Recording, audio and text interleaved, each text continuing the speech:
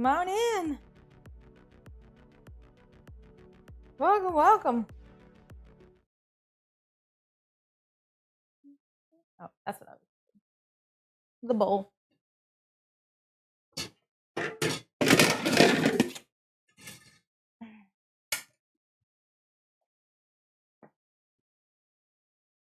Leopard is now live.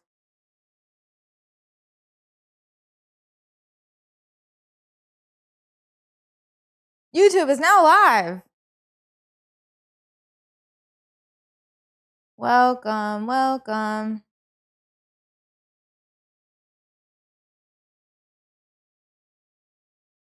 Good morning for some, maybe half of you.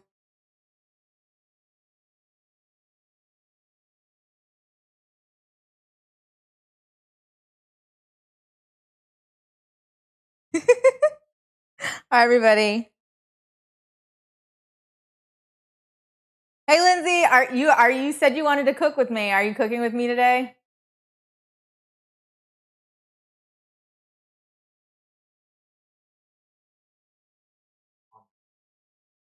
Okay. Yay! Lindsay's cooking with me today. Cool. Did you question before we start? Did you buy pre-ground pork and beef, or are you planning on grinding it? Grinding to get out of Florida. Another hurricane on the way. Yeah.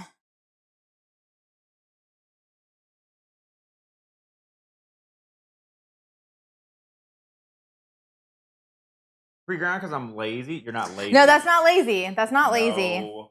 That's not lazy. Saving time. Honestly, yeah. Like it's just as good. Sometimes I'm like, why don't I do this? Slow cooking. I just like to buy in bulk. Bolognese instead. Bolognese, yes. Bolognese. You pronounce the S? Bolognese. Bolognese. So like, yum. This camera shot's too short for me. Yep. I don't know what gives that away. Gee, I wonder. We're going to turn off alerts as soon as recording starts. For those who aren't aware, this is a cook-along stream where Carrie goes through an entire recipe with absolutely no prep at all, except this time we have a small little prep. There is some small prep. But it's only if you're extra. Yeah, because I grind my own meat. And this recipe assumes that you've purchased pre-ground stuff or that you already have ground meat. So technically, I already chopped and froze it. So that I technically did a step before we started, but I'm already doing more than necessary. I don't know, whatever. It is what it is. I got to grind the meat up at some point in the middle of this. Constitutes Disney IP. You need to pay royalties to the House of the Mouse. Does that mean that I have to do Universal? Oh, yeah. She's got on Harry Potter. New emote, by the way, in Twitch chat. Lep praise. Praise the money. Took away Lep roll, animated emote. We'll move Lep roll over to one of the extensions. Yeah. How many bounties did Carrie get done last night? I think we got a total of 13 or 15. I think Carrie did half of them. I did at least, yeah. At least half of them. Praise the money. Woo! That's funny. I've not seen that one. That's really funny. It just came out last night. Okay. Norm just made it last night. And a reminder, no alerts once the recording starts, because this goes to YouTube. Yeah. I'll start a recording, and my new multi-stream plugin no longer airs out the long recording. I don't think it ever did it for your cookie streams, because your cookie streams aren't as intensive as my normal stuff. Yeah. That's peace of mind. Yeah. Did a Mad Catz mic for Lep? I was trying to set up the mic and I just ran out of time. Yeah. I have a little handheld mic. That's okay. Are we saucing ourselves while we create these meatballs? I wasn't planning on it. No, we're doing that later at a bottle share.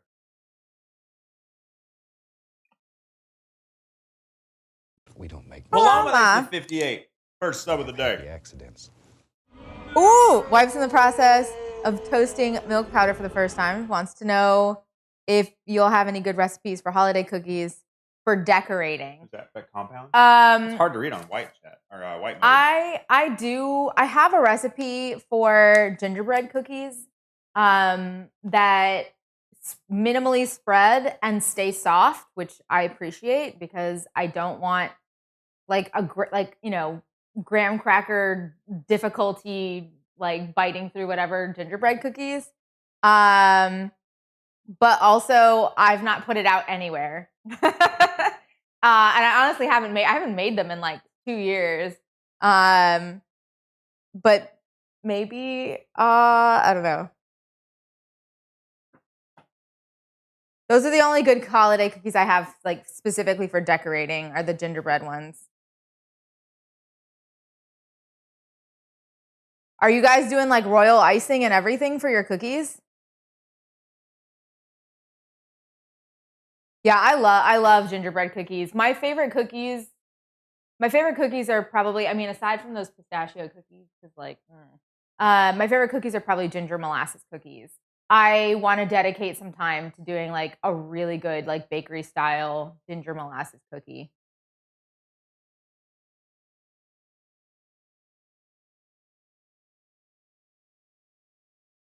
You do it royal icing and everything? Nice. Those are gonna look nice.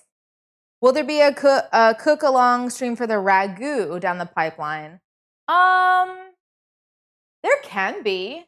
It'll have to be similar to trying to think if there's anything that I do ahead of time or if it's all just. Yeah, there can be. It would be like the gumbo one, where I put everything together and get it all cooking, and then once it goes in the oven, I'm like, hey, have fun, enjoy your food in 3 hours, and that would probably be the stream, because I'm not sitting in the kitchen for 3 hours waiting for it to come out of the oven just so that I can show you the final product. But there could be.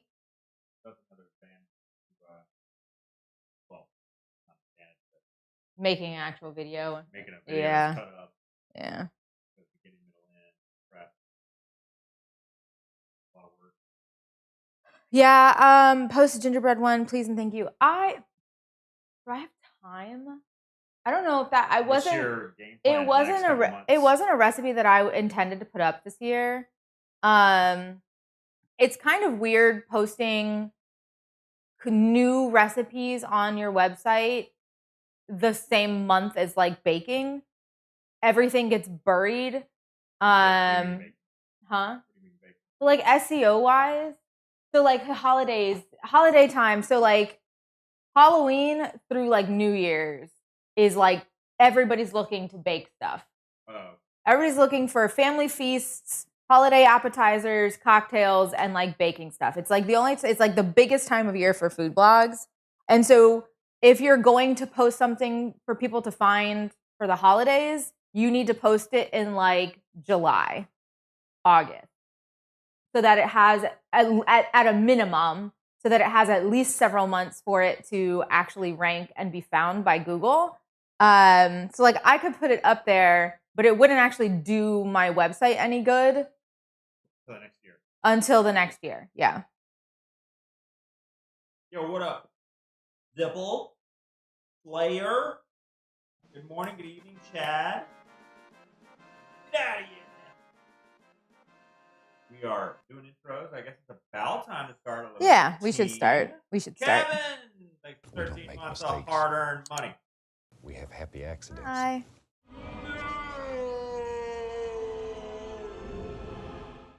Are you ready? So I'll be pretty much not present. Yeah. While she does the cooking. Yep. Also, alerts will be disabled. So if you hate money, get over with now. If you hate money and you want to be thanked for it, get rid of it now. You just hate money truly. Otherwise, you're welcome to donate or sub during the stream. You just won't get. Nobody will know about it. If you like the anonymity. So do we get to eat some meatballs and sauce today? Yeah. Oh. Yeah, we can. Yeah. Oh, yeah. Hey, money, how about our merch giveaway? 20 subs for one oven mitt. I don't know know if the merch giveaway thing works on this.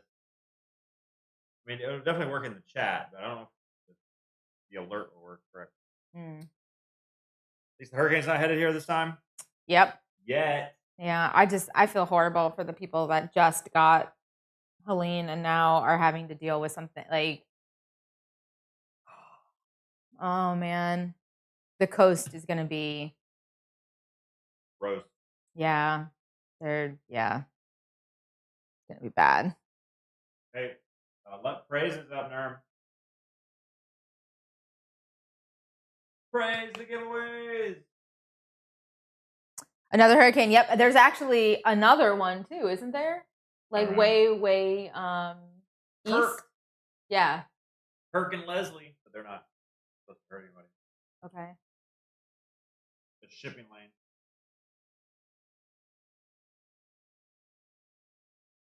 Shipping lanes? Oh, for Right, boats I'm trying just- to get up and down. I'm just guessing. I actually don't know. Oh, okay. Someone's out in the water. The audacity of men. Just assuming someone's in the water somewhere. Yeah. Oh, like, oh, you're saying $1,000. like it would only hurt people in boats. Is that what you mean? Like it's not supposed to hit like land anywhere? Yeah. Okay, got it. What do you think I'm? Well, you said shipping lanes, so I thought you were like you knew like actual whatever, No. and then you're like, I actually don't know that. One could assume.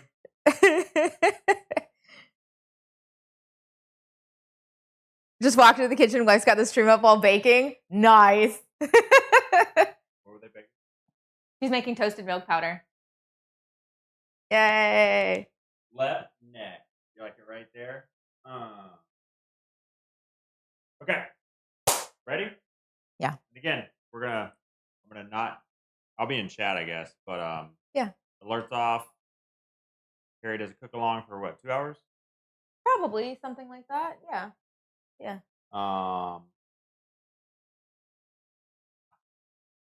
Rear ear cam. Yeah. Okay. I'll go let you know. Okay.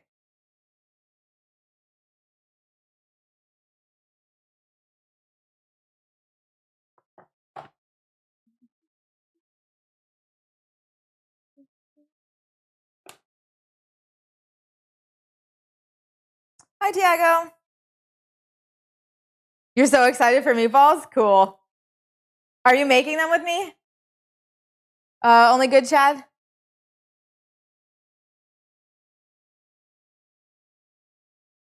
Ugh. Yeah, if anybody is here specifically for I guess how should I say this? If anybody's here specifically for cooking, or they came from Instagram or from seeing like specifically from like my viewership and not necessarily my husband's, we're streaming both on his platform on Twitch but also on YouTube. So if you're here through YouTube, because that's where I linked to, this is just live. It's super casual. We hang out. I know I'm not yet cooking. We try to let people kind of get in here and get themselves all ready if they are going to be cooking with me. And what I do is I do a quick intro for the YouTube video. So I'll do an intro and an outro at the end. And then there's kind of like a bookend, like extra time before and extra time after where I'll stay and chat a little bit. But the video that gets cut is essentially from the intro to the outro. And then we have extra before and after. So we are actually about to start the video that's going to go into the playlist for the cook along and not the live. They're kind of two separate things, even though they overlap by like 90%. And I'll do like a quick intro, and then we actually will get started with the cooking. Somehow I got roped into mixing the milk powder. She said no clumps. If I guess because we haven't actually started the playlist yet or started the video yet. If you do have lumps, don't freak out. It's okay. The thing you have to worry about most is like making sure that nothing really burns. If there are clumps and you can't break them up, they got too hard or they're too large or something like that, you can just, when you're done, letting it cool. So you've got the color you want. There's clumps, not a big deal. Set it aside, let it cool down, and then you can put it in your blender and turn your blender on, and it'll break all the clumps up for you. So if you need it, it's easier to not have to add like, so you don't have to clean anything extra. It's like kind of staying away from all the extra stuff in your kitchen. But worst case, you can just let it cool and then put it into the blender. Don't do it when it's warm, or it will, all the moisture will steam and then it will actually clump. And we don't, like badly. Don't do that. But yeah, let it cool. You're welcome.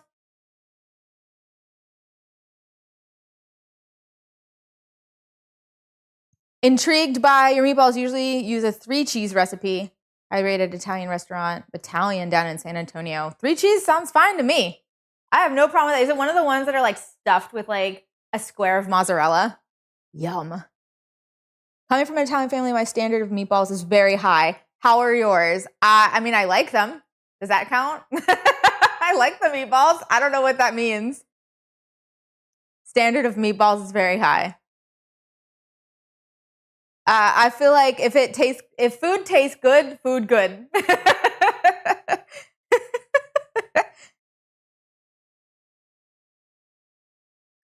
Okay, so I know for a fact Lindsay is cooking with me today. So Lindsay, we're gonna start with the tomato sauce first. So if you wanna get yourself already there, and then you will have some extra time in the middle because I do have to grind up the meat that you already have pre-ground. Lucky dog. So you'll have a little bit of extra time there if you need it or you want to take a quick break. Shredded Asiago, Parmesan, mozzarella mixed throughout. Somehow it doesn't ooze, keeps them. You have some very horrible words in that sentence. But I understand what you're trying to say. Gimp. Okay.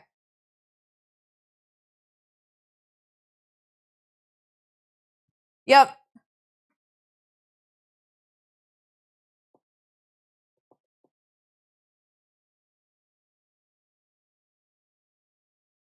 Hi, and welcome to the A Little Spoon Kitchen. Today we are going to be doing some meatballs, and we're going to be doing tomato sauce.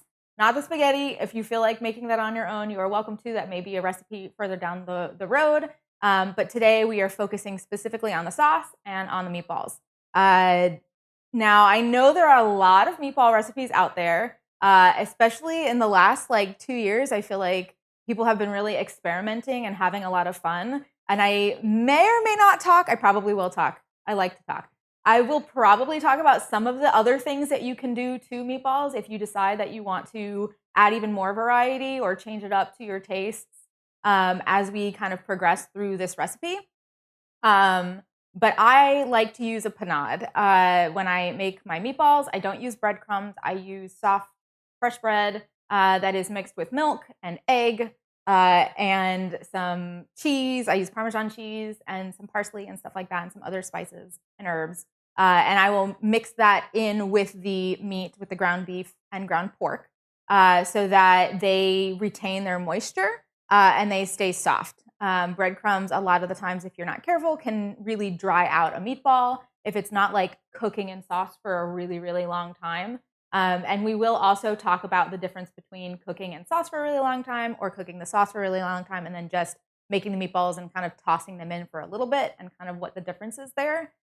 Because there really is, I honestly feel like there is no right way to really do this, especially because meatballs are such an Italian-American tradition that every family has their own way of doing it. So this is mine.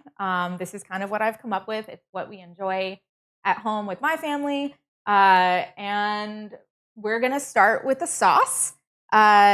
I typically like to start this sauce several hours before I start the meatballs so that the sauce can really concentrate and develop a lot more flavor. But for the sake of a video on YouTube, we're going to go ahead. We're just going to start it now, and it'll probably be about cooking for maybe an hour instead of something like 3.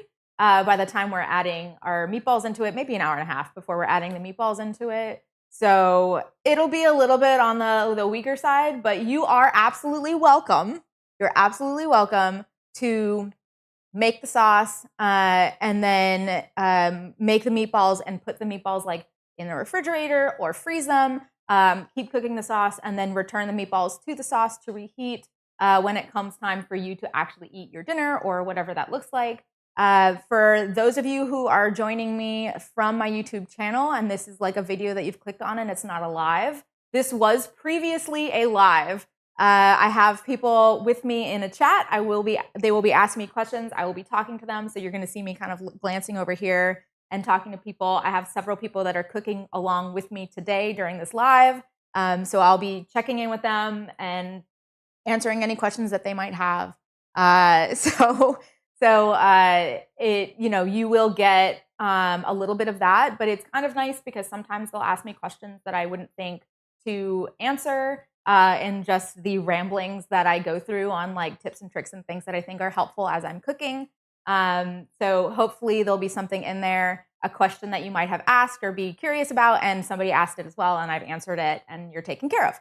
Otherwise, if you do have a question about this video, you can go ahead and just like type in a question in the comment section after the fact, and I'm kind of casually checking and making sure that if anybody does have one that I can go and respond, and I'll respond there.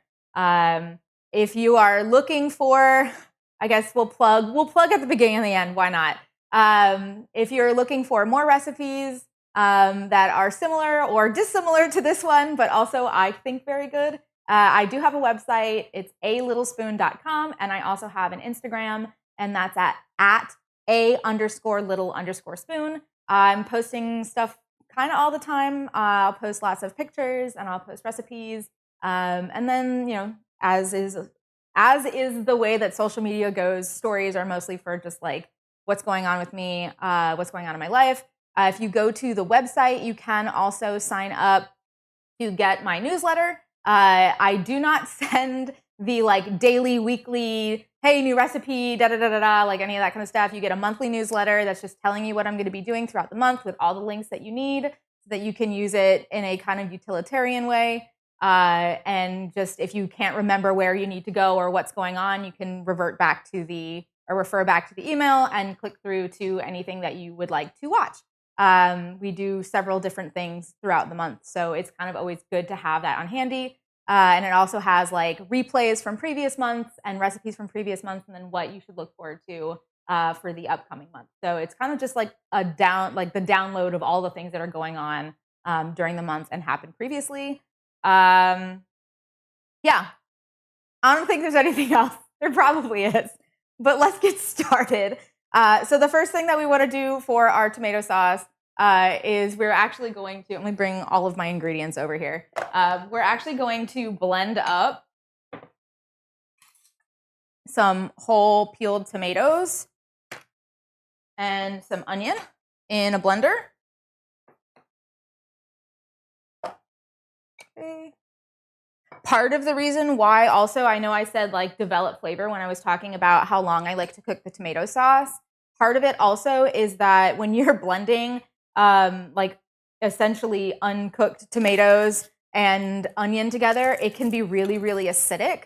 And that onion doesn't kind of cook down, the tomato doesn't cook down and get sweet until it's been cooking for a while. And so I will say this right now, everything will go in. Do not taste it for at least 30 minutes or you're going to be like, oh my God, this is not it. It's going to be really acidic, but it mellows out as it cooks, and it will get better and better and better as it goes. So just, keep that in your head. You're welcome to taste. It's always a good idea to taste as you go, but just know that the acerbic nature of those ingredients will mellow as they cook, and not like it's not immediately going to be like the best tomato sauce. Does anybody have any questions as we kind of get going?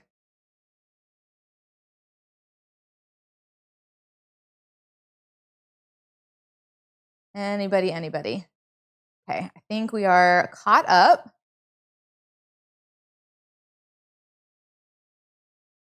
Okay, so first thing we're gonna do, I'm gonna open up 2 cans of whole peeled tomatoes. And then what I'm going to do, if you go to this recipe on the website, alittlespoon.com, we already kind of discussed that. If you go to the website, you'll see in the recipe, the instructions section has like 2 different variations on like how to do this for your tomato sauce. I prefer variation 2. You do not have to do that. Number one is essentially opening these cans, putting both of them in here along with your onion and blending everything together into like a super fine puree, like tomato sauce consistency. Number two is to do the juice from these cans and the onion, blend that up, and then separately kind of hand crush the whole peeled tomatoes. I prefer that. I think it gives it a more rustic, like a more rustic texture, and I like that with the tomato sauce. So that's what I'm going to be doing today. Also, it's extra work, so I'm kind of going to be leaning into like all of the extras today, so that I'm covering all of the things that just give like have extra technique or extra time, so that if you do plan to do the longer version, it's kind of there for you. Okay, so we're going to open these up. I've got two 28-ounce cans. That's 796 milliliters. This is my can opener. For anybody that's wondering, this is a left-handed can opener. I know chat's going to be asking questions about this one.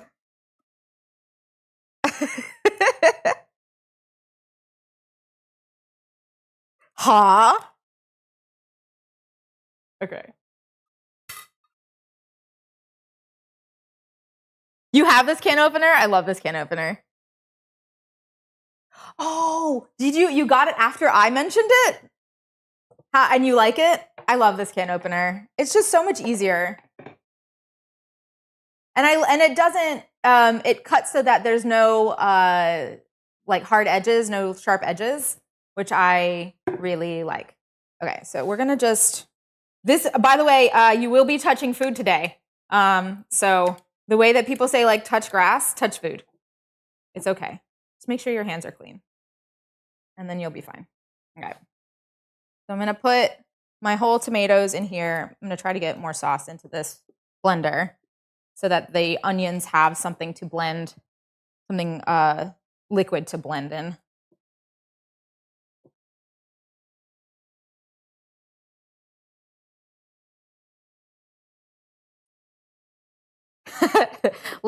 Left-handed? Now you're going to tell you play games with inverted controls. I do. I do. But I feel like that's a female thing. I feel like a lot of the women that I've met, especially ones who are like, I don't know how to, okay. My husband, sorry, for those of you who are here and you just want to cook. My husband streams video games for his job, and we will sometimes play together. And let me wash my hands. I play inverted on the controls, but I feel like a lot of the time, for people who are like, I can never, for honestly anybody, but I hear it more with women than anybody else. If they're like, I get in there and then all I'm doing is spinning, and I can't see where I'm going, and I can't, it just feels like I don't know what I'm doing, and then I keep getting shot, and I don't get my bearings straight. You probably are set to default, and you should be playing inverted. That's just my opinion.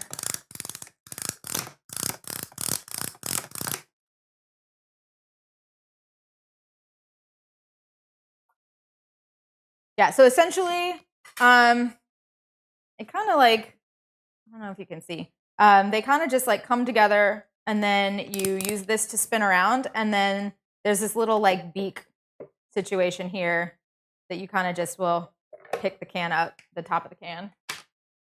And I love it. But yeah, it's Rikon Kun. I'm pretty sure they stopped making it, so if you're going to find it, you're going to have to find it on like eBay or something like that. But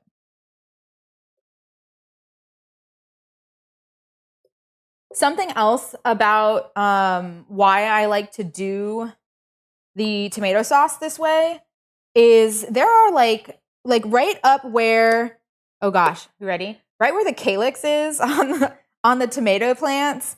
So right where like the green top meets the actual tomato fruit, or meets the actual fruit, there's like a hard section that's like super fibrous. And if you're gonna blend everything down, that's really great. Because you're kind of taking care of it. But I like to do this by hand because I like to get rid of it like all the way. Like I don't want to have any of it. So my hands are still kind of messy. Let me see if I can, that way you can see this better.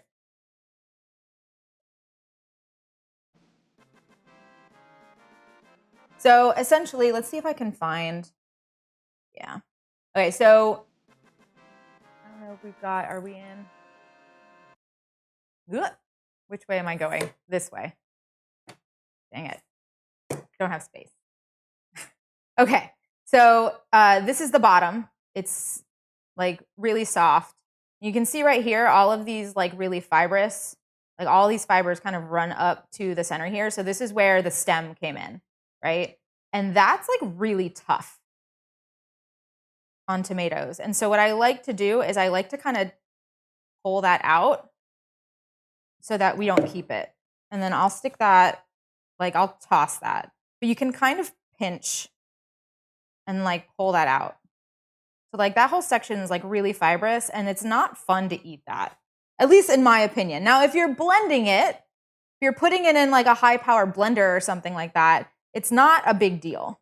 But I like to completely get rid of that and then hand crush everything that's left over. If you want to use crushed tomatoes, you can do that as well. Like if you want to buy like a can of like just crushed tomatoes, that is fine. This is going to have a better flavor just because it's a whole tomato. But you can do that if you want to like cut that corner and save that time. So like again, here's this like really fibrous kind of section. I'm just kind of pinching and taking off the top. That's the bottom, that's the top. And you can see exactly where that stem was. Whoop. I'm gonna move this over because you can't see what I'm doing.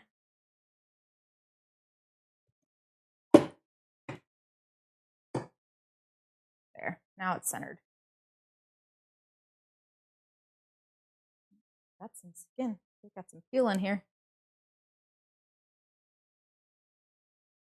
Crushed tomatoes in a can work well enough for me like 95% of the time. Yeah, like the difference is minimal. If you want to do that, you absolutely can. This is me just being extra. Okay, there's the top, bottom's down there. Same thing. I'm just going to give it a little pinch. Take all this fibrous matter out.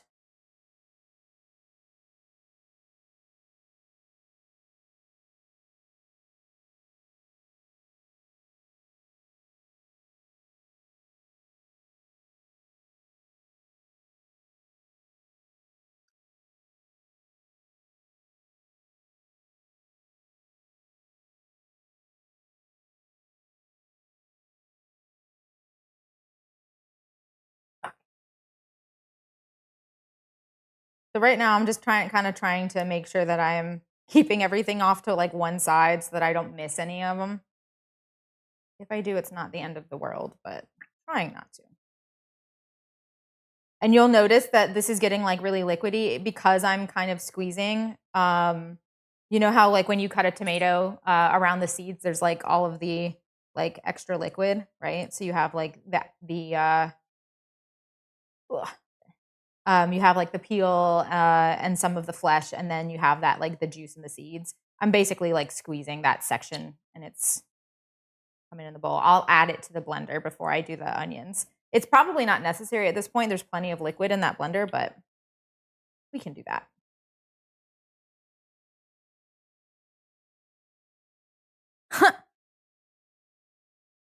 Welcome, Raiders. We've had a bunch of people join on the Twitch version of this live. Hi. Welcome in. If you have any questions about food, we are making we're making meatballs and tomato sauce.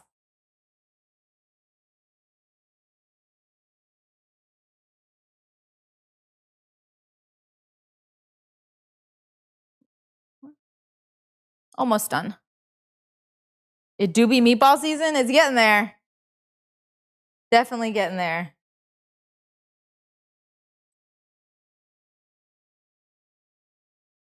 Okay. I think I've gotten, oh, 2 more.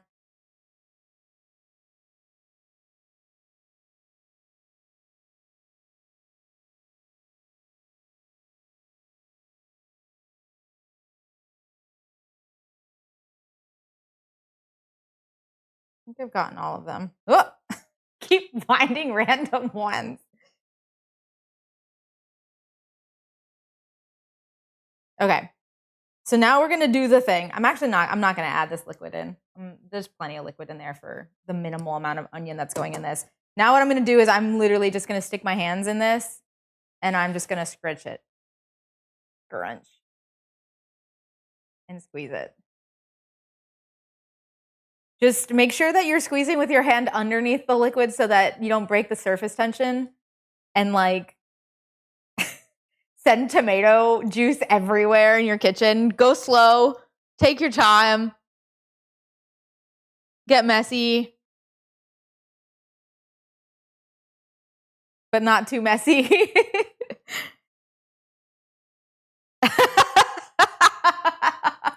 I'm not going to repeat that, Jones.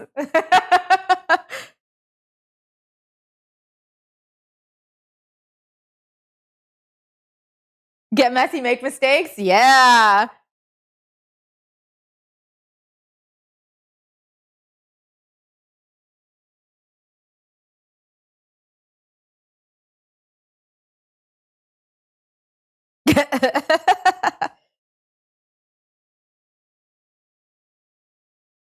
Okay. So I think this is about where I want it. You'll see like it's pretty rustic. I've got some large pieces, but we've got like a serious saucy situation going on here. And this will continue to break down as it cooks as well. But this is what I like.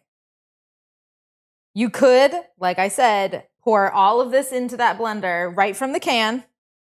You don't have to take the tops off. If it's going in the blender, it's getting pulverized. And that all of the fibrous stuff that we kind of took off will be gone. But because I'm not blending it, I wanted to take care of that. And you could pour all of that into the blender.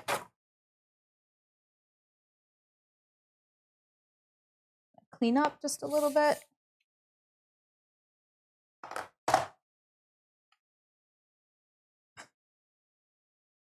Made a bit of got some splashes. Not too bad.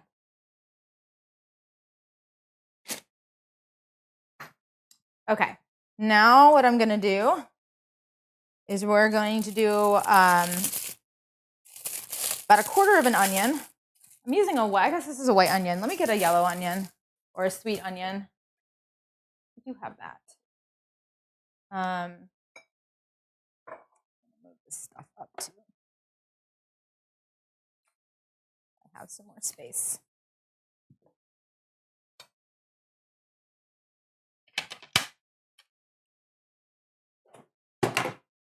Okay, so we're going to use about a quarter of an onion. It's about 65 grams. So I'm going to also weigh that just for consistency's sake. You're going to take the bottom, which is not the root. The root is what I consider the top. Take the bottom off so you have a flat surface to cut on. And then you can just kind of cut straight down. I guess if you wanted to, you could cut it in a quarter.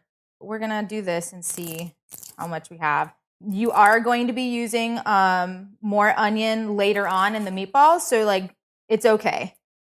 If it's not perfect or something like that, like you'll have a chance to use the rest. So let's see what we have here. Ooh. What do you know? That's good. 66 grams. We'll be good with that. Okay, so essentially I'm just going to kind of do like just some really big pieces and I'm just going to toss that in. And that's going to get blended. I apologize for the noise in advance. Actually, let's, I can turn it off. I can turn this off and just blend. It's only going to take like 30 seconds. Okay, 3, 2, 1.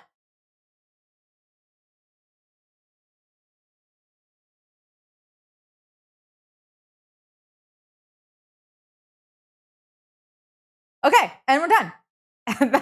That was way louder because the high switch had been left on, so it went as fast as it possibly could. That's okay though, it worked.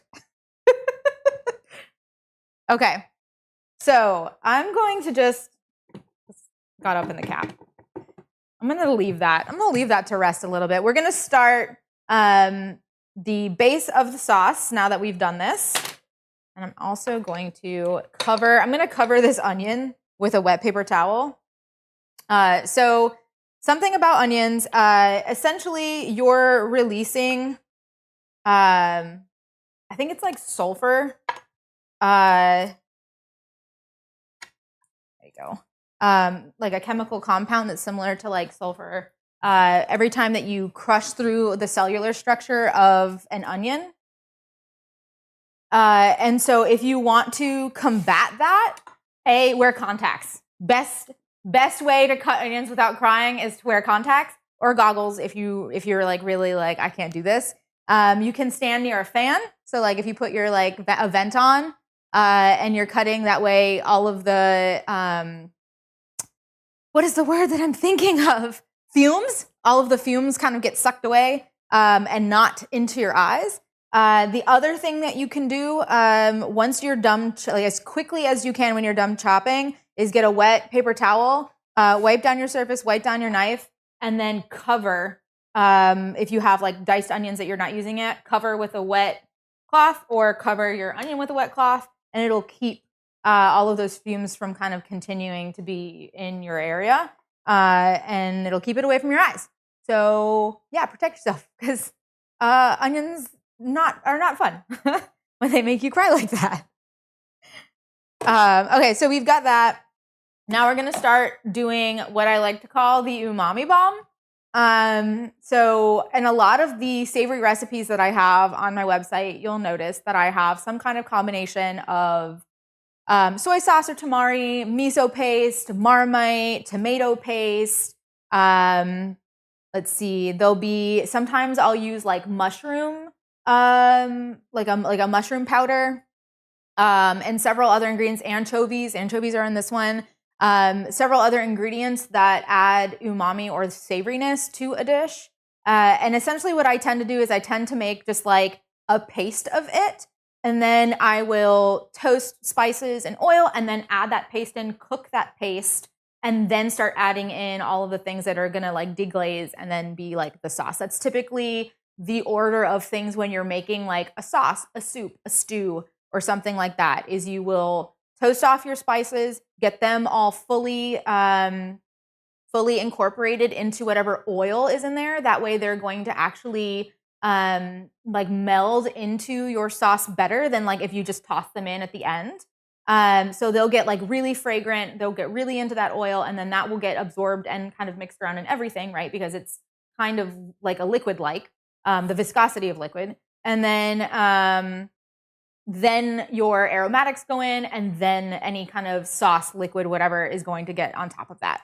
So that is the order. If you are like, okay, and I say this with all the love in my heart. If you don't like anchovies, there are other things that you can add. I do not just substitute anchovies with Worcestershire sauce. Worcestershire sauce, the reason it tastes the way it does is because of anchovies. So you've done nothing if you substitute by using that, because they are the same. There's just less. So yay, the more we know. But also you can do like tamari or soy sauce if you still want to get a little bit of that umami. You can kind of substitute it. It's not going to be the same.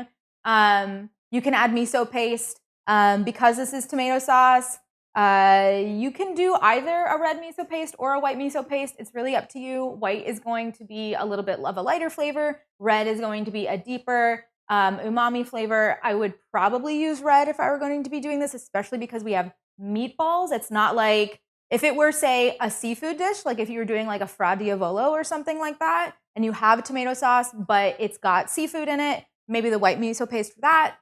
Because we have beef, I would probably do the red miso paste just because of the way that they would go well together. So if you're looking to be like no anchovies, those are options you can do. You can also add extra Parmesan, throw a Parmesan rind in or something like that. That has a lot of umami in it.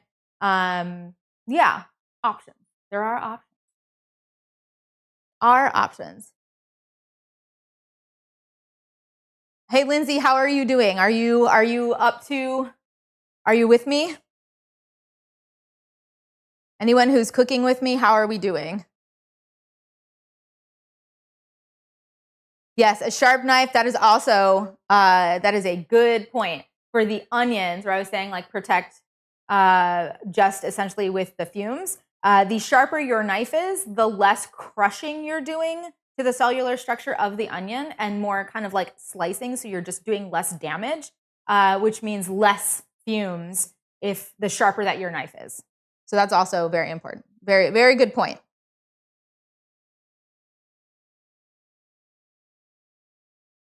I'm with you. Okay, cool. We're all good? We're good? Okay.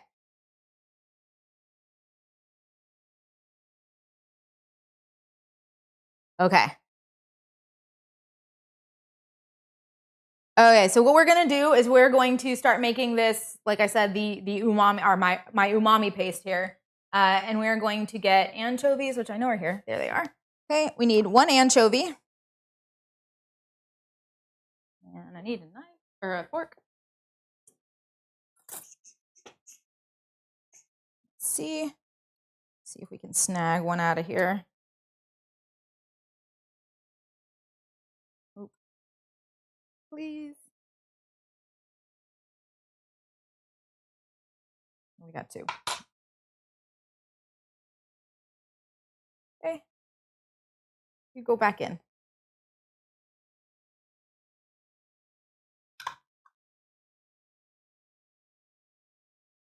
I did version 1. Okay, cool.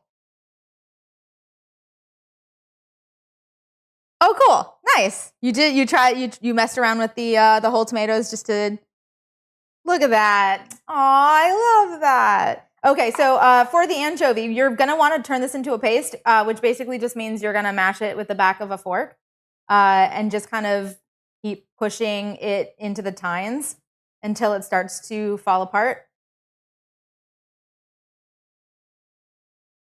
Here, we'll kind of turn a little bit so you can see that better. Essentially, I'm just kind of overlapping it over itself and pushing it through. Kind of the same thing you would do with like garlic. You could, I guess technically you could do this with like a knife. I just find that the fork is just faster. And we're breaking this down because we want this to completely dissolve in the sauce. If you just toss like a whole anchovy in, you will find it later. Nobody wants that. I mean, some people might want that, but I don't want that today.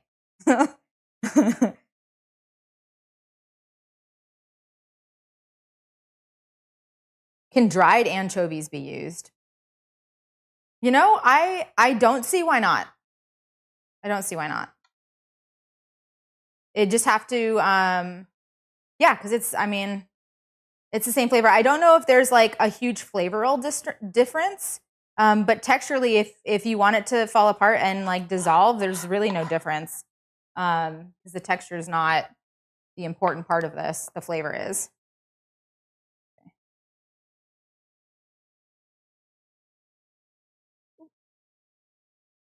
Okay, so anchovy is done. Okay, we're gonna move on to some tomato paste. Okay, we're gonna use 2 tablespoons, 30 milliliters by volume. Do I have grams in here? That can't be right. It's 30 milliliters by volume, but I'll give you the grams live so that you have them.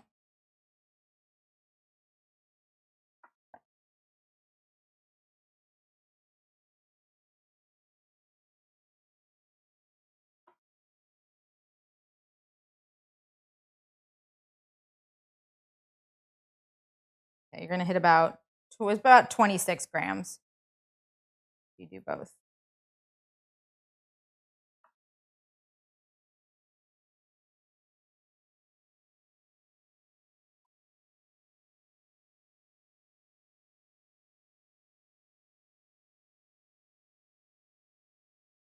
Yep.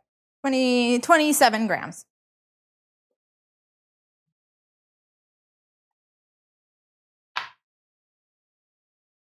Lid.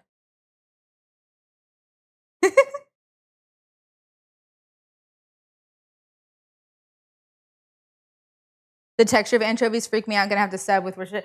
Does it freak you out while you're actually like making the paste? Like, is it like I don't want to touch them, or is it like a texture when I'm eating it? Because you're not going to know that it's even there when it comes time to eating it.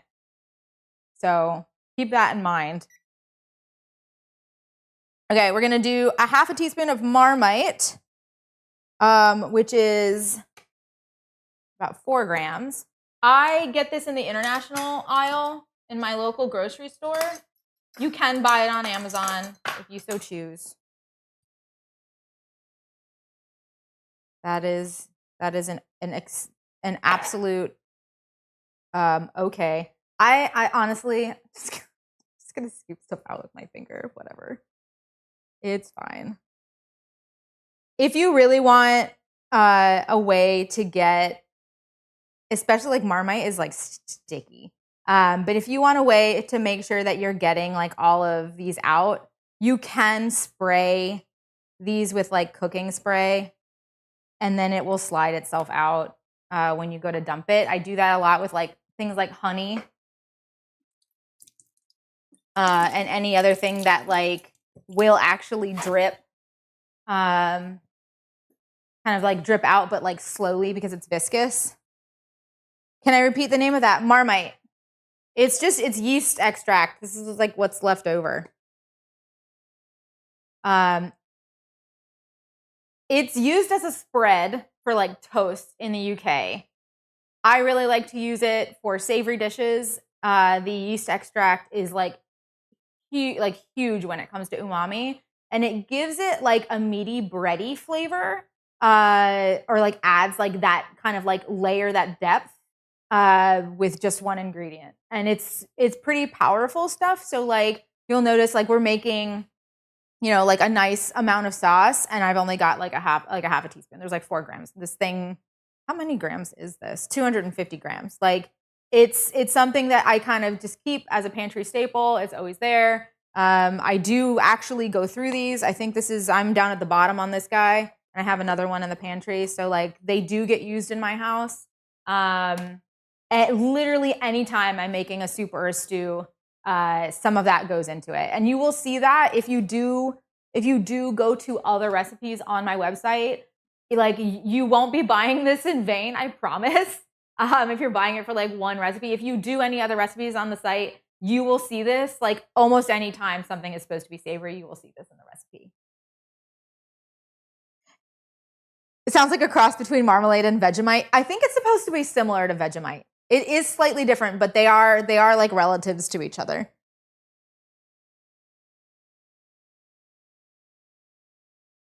Does this qualify as Sunday sauce? I think so. Right?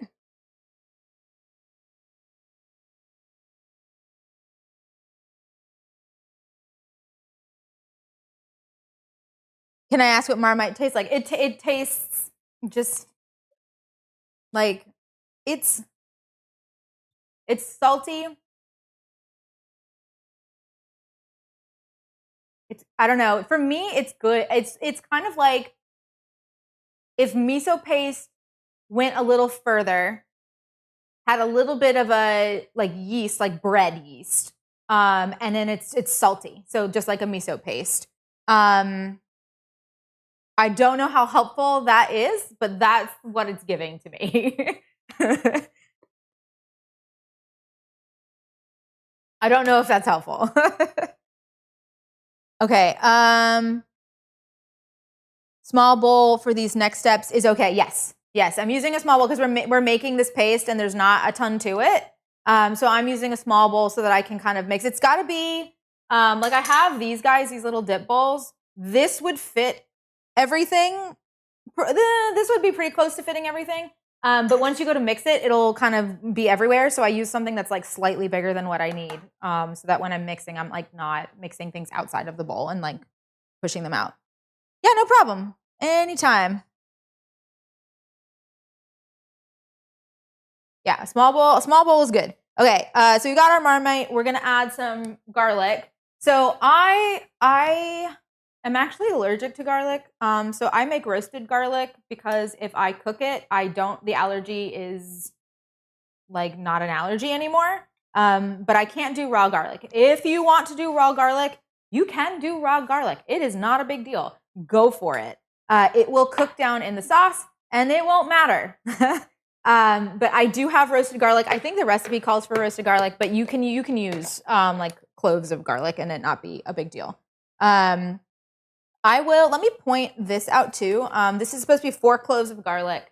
I'll say this. I know I have this ginormous container of roasted garlic because I roasted like 20 something heads of garlic the other day. Just for anybody who does decide that they might want to do this, or they might want to like do like bulk garlic, it's one of the things that just saves me so much time and like effort and all of that when I'm cooking.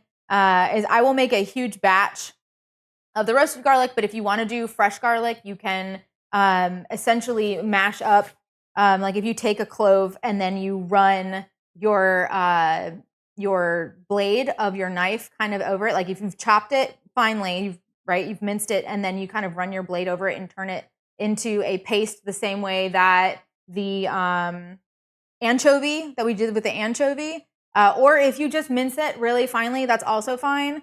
And then mix it with oil, like an olive oil or whatever kind of cooking oil you typically use when you're cooking.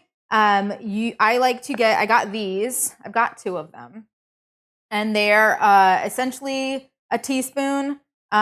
So maybe 4 or 5 grams of like per puck. It's basically like 2 cloves in here every time that I kind of like I'll take this and I'll use a spoon to kind of like put it in and then throw them on a baking sheet and stick it in a freezer, and then I'll pop out little pucks, and then those little pucks I just throw into a bag, and then I have like 2 cloves of garlic every time that I want one. If I need 1 clove of garlic, I cut it in half, toss the half one back in, and then I've got that. So it just makes life a lot easier. And then I'm not chopping garlic every time. So yeah, if you're interested in bulk making roasted garlic or doing like a huge batch of like minced garlic or something like that, you could put it in a food processor too if you really wanted to. It'd probably be super strong, but you could do that if you wanted to. So, okay, so let's move on. I'm rambling. 4 cloves of garlic. I'm just going to take some of the pieces in here that I see that are like full cloves. 2. It might go a little bit heavy. Why not? There we go. Okay, so we've got some garlic.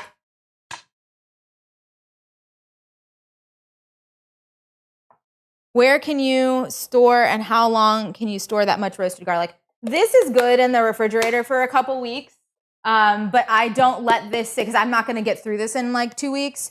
So once I make it, what I try to do is like same day, but like we all know how life is. This will sit for like a couple of days, and then I'll try to get it into those and frozen as soon as possible. And they stay good for, let me think. They stay good. Actually, this goes in the meatballs too. They'll stay good in the freezer for several months. Like I've never had a problem with them, with like cooking with them 3-4 months even.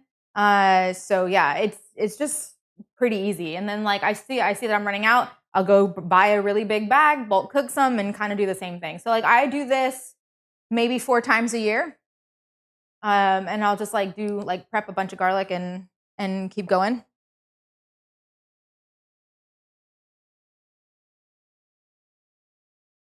Okay.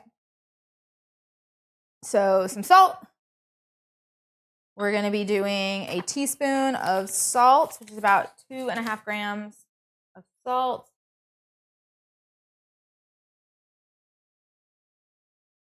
That in.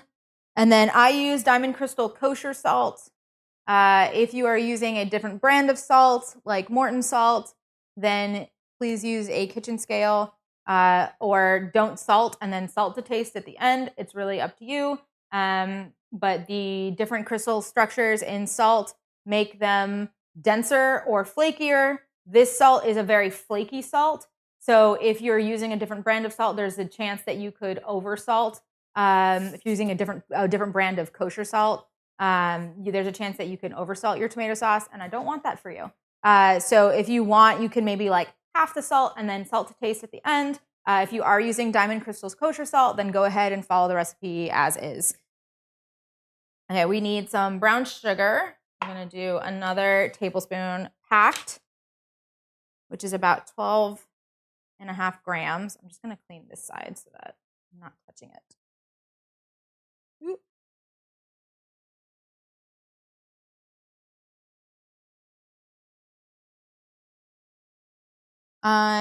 If I'm using raw garlic, am I mincing? Yes.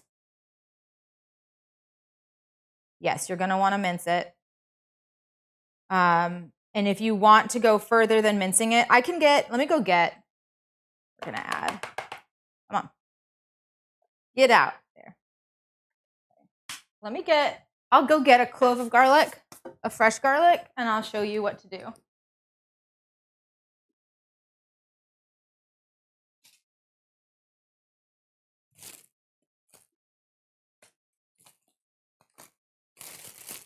Okay, so if you have fresh head of garlic,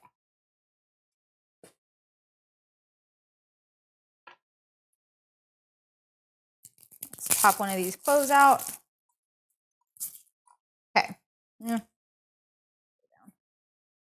What you're going to want to do, in order to not hurt yourself trying to get all this stuff off of it, if you set it down kind of on a flat side, or as flat as you can get it, put the blade of your knife on top and just give it a little bam, little crush, and then you're going to peel that off.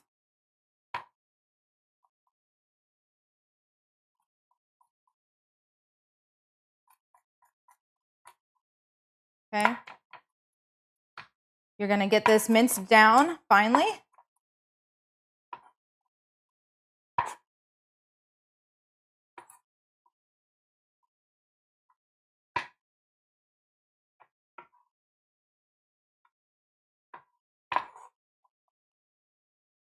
And then once you get it about here, you can start to crush this into a paste.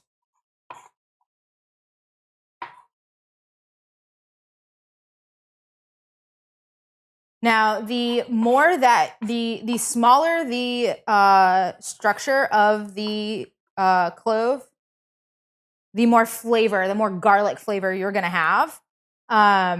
So if you think about it, if you like toss a couple of like crushed cloves of garlic into something and then fish them out later, you're giving it like a hint of garlic, right? If you do big dices, you're gonna get like pops of kind of garlic, but it's gonna be a stronger flavor in whatever sauce or whatever you're doing. If you do like slices of garlic, then that's gonna be even stronger. If you mince it, it's gonna be even stronger, and now it's paste. So it's gonna be a pretty strong kind of garlic flavor. But what you're gonna do is you're gonna just take the blade and you're gonna push down.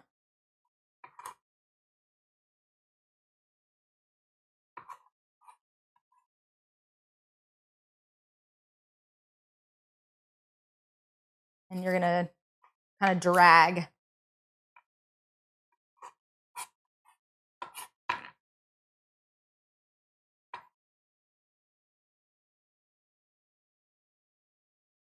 And you'll literally hear all of the fibers that you're crushing to make this paste as you're doing it.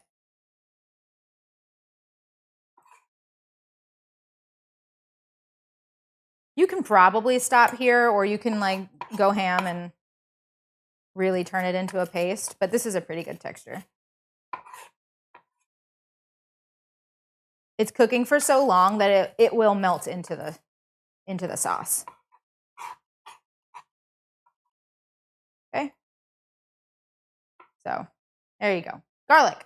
I'm gonna throw this away because I don't need it. Oh no. Blasphemy, the travesty. What have I done? Was that helpful, Lindsay?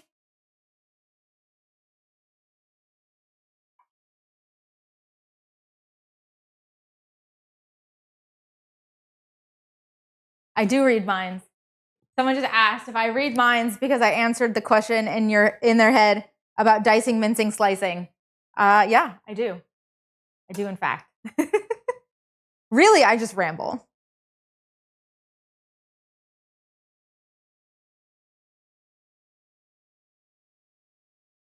That's exactly what you ended up doing. Good. Nice.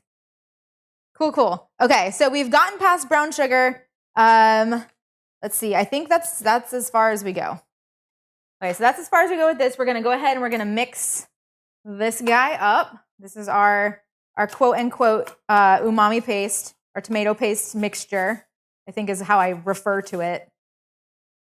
Now, because the garlic cloves, I probably should have used a fork. Because the garlic cloves are, my garlic cloves are already cooked because they're roasted, they're just going to mush into this. Like there's no chopping or mincing or any of that kind of stuff that I have to do. But you're just going to kind of incorporate it, get it relatively uniform.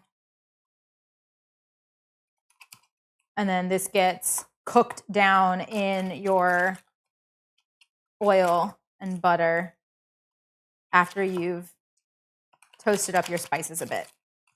And just a little bit. Okay. So I'm going to set that aside. I'm going to put that up here. I'm going to move into our spices. I'm going to get these together. Let's see. I want to make sure that I'm giving you guys the imperial and metric measurements for stuff. Okay. So let's do, we've got half a teaspoon of dried oregano, which is 0.6 grams. My dried oregano is here. I'm just going to go off of the imperial measurements today. There we go. Now I'm adding, there is also fresh oregano in this recipe, fresh oregano and fresh basil.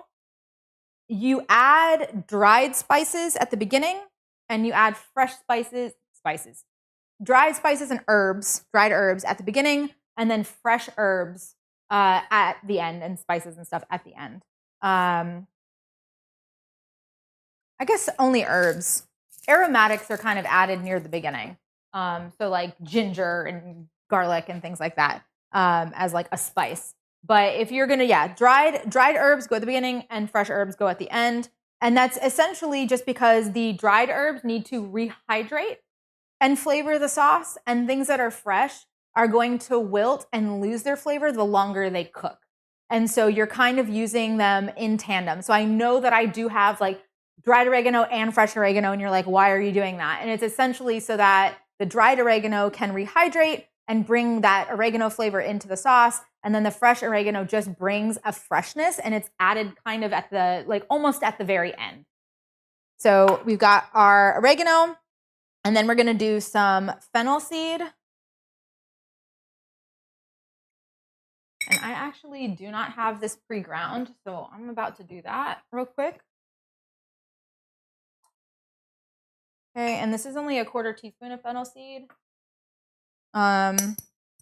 Is like 0.7 grams. So we're just gonna do this real quick.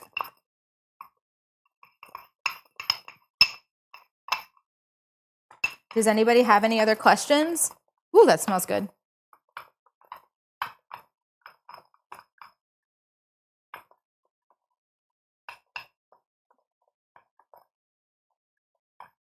Fennel is the same flavor profile as black licorice or anise.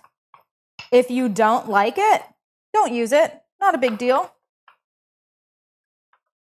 This is not an integral ingredient to this recipe, but it is up to you. I'm not going to use the fennel in the meatballs today. Typically I do. I don't feel like it today, but I am putting it in the sauce because I do like it a lot in the sauce. Okay, so we got our fennel.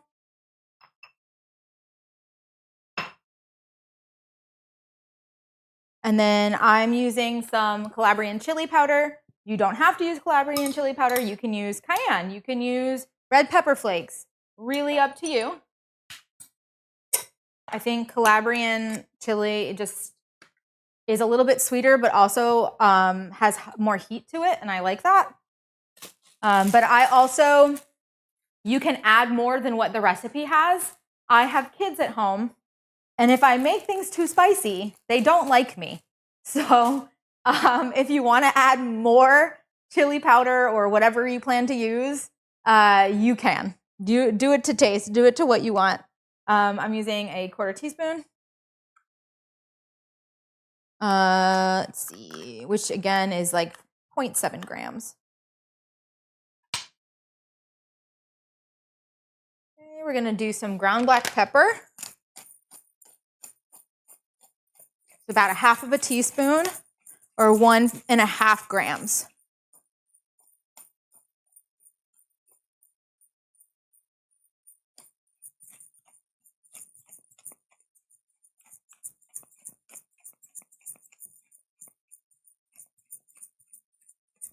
Just gonna sit here. I need to get a pepper mill. What am I doing? This probably isn't even as much as I need. I guess what did I say? It's just 1/2 teaspoon. Okay, let's see.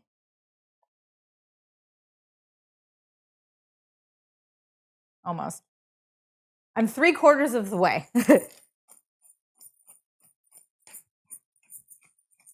Oh, I'm confused. The bio says father of 2. That's my husband. This is his channel. I am the wife. And this is my cooking stream. Typically, he does video games. Every time you use your pepper grinder, you think the same thing. You're like, oh my gosh. Well, the thing is I like the pepper really finely ground as well. If you want it to be like a little more rustic and you want like big pops of pepper, that is cool. I'm technically also allergic to black pepper. So I do like really finely ground black pepper and it takes forever. Yeah, I hijacked his stream. I will probably sneeze in a minute or two. Oh my gosh. Oh, I did plenty. Okay. That's good because I'm going to need more for meatballs. Okay, so we've got black pepper. Hopefully I won't turn that upside down and take the lid off and spill it all over the place later. We'll see how much the ADHD is ADHDing when we get to that part.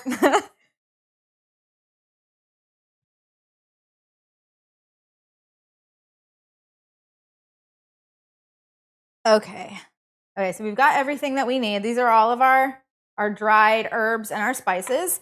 Now we are going to add some olive oil. I'm going to move this over. Let's clear some stuff out of the way so that I can start cooking for you guys. I'm going to get this tomato sauce going so that we can move on to the meatballs. Okay, I'm going to move this in front. Now that we've got all of our ingredients prepped,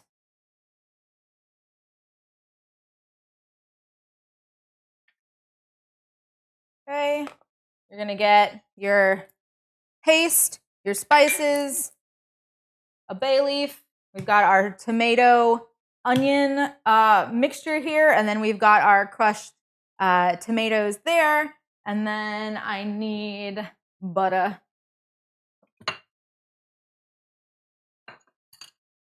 Okay, so we're going to do a 1/4 cup of olive oil, which is about 60 milliliters. And then we're also going to do a tablespoon of unsalted butter. If you want to use salted, just use salted. That's not a big deal. Let me do, I'm not going to measure this. I'm just going to glug this. We're just going with it. This, you may have a little bit of noise going on in the background with this thing. The fan is pretty loud. Just apologies ahead of time.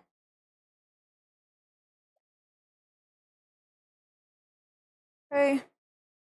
About a 1/4 cup, 60 milliliters, and then about a tablespoon, which is 14.174 grams of butter. Can we tell that I do things with butter a lot? We're gonna get this melting down. I'm gonna grab, you can use like anything that is flat bottomed. Actually, I like this is smaller. A flat bottomed spatula of some kind. I'm using wood for this guy, but you can also use just like silicone as long as it's heat proof. And so essentially what I'm doing is I'm going to melt this butter down, and I know that we're ready to start toasting our spices when the butter starts to bubble. So we're going to wait for that to happen. This cooktop is more powerful than my regular stovetop when it comes to like the power levels. So I always have to be careful. I like keep it like lower than I feel like I need to.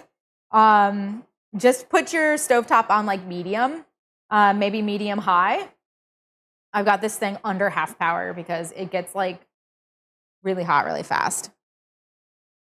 Most silicone is heat resistant, that's true. But there are, yes, some of the quality of silicone or the thickness of silicone will determine how high of a temperature it can go up to. Most silicones are fine at like 400, and then like it depends, and they'll go up to somewhere around like 500 or so. Fahrenheit. Sorry, I don't know what the comparative is there with temperature in Celsius. I mean, I guess it's around what? Around 200 and change Celsius for most silicones. And then it'll go up to like low 200s.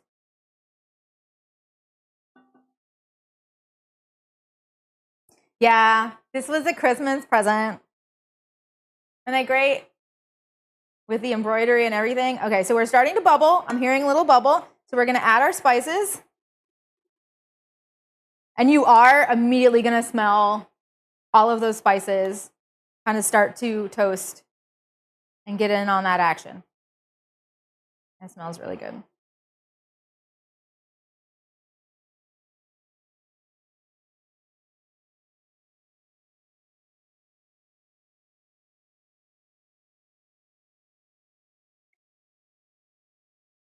Typically what I'll do is if I'm cooking a stew and I'm building flavor and I want to be able to scrape the bottom of the pan because I'm getting like a fond, I'm doing making a fond on purpose. So like say I'm braising beef or something like that, and I have to scrape and deglaze a pan, I will use wood because this is a stronger, like I have much more ability to scrape the bottom of the pan than I do with silicone. So like I'll use silicone if it's just something that I need to stir and I just need to make sure nothing is sticking to the bottom. But if I am actually sticking food to the bottom of the pan to build flavor on purpose, then I'll stick with something that's wooden.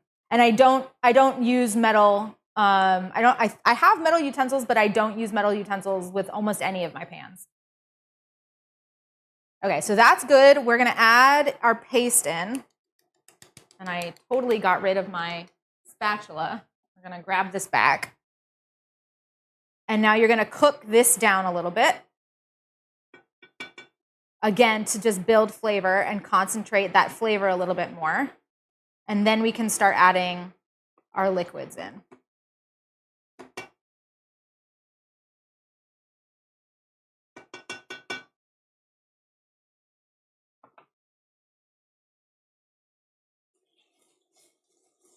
Can you hear it? Yum. Essentially, what we are doing right now is dry cooking. So I know that when you're frying something, it feels like it's in a liquid, right? Or like a liquid type something or other, and you feel like it's not actually, like it's still dry cooking, because the point is that you're pulling moisture from something. You're not cooking it in something. You're not cooking it in water. You're not cooking it in stock. You're not cooking it in cream or milk or whatever. This is like essentially once the butter has no more water in it, you're just frying it, right? So we're condensing that flavor, concentrating that flavor through dry cooking by kind of like shallow frying these ingredients. Okay, that's nice. Now I'm gonna add this guy in.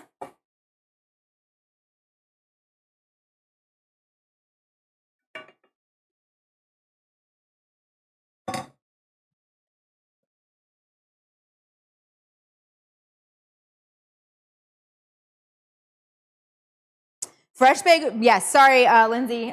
Fresh basil and oregano happen later.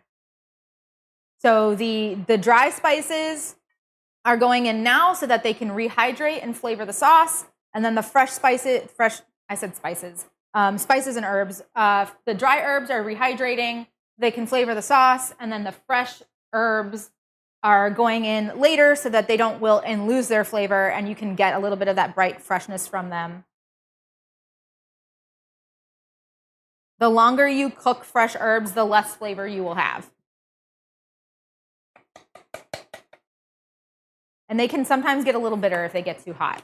So, which won't happen with this just because it's liquid, but still. Now at this point, I'm telling you, you are welcome to taste this. But it's not going to be good. This onion is very astringent. Let it cook for at least 30 minutes before you decide to taste it. And it will continue to sweeten the longer that you cook it. Got rid of my spatula again. Ugh.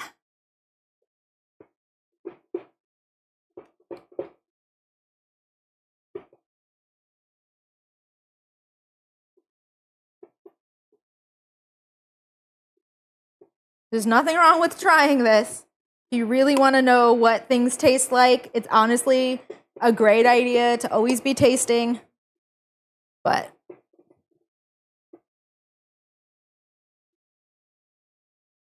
raw onion sauce, not the best.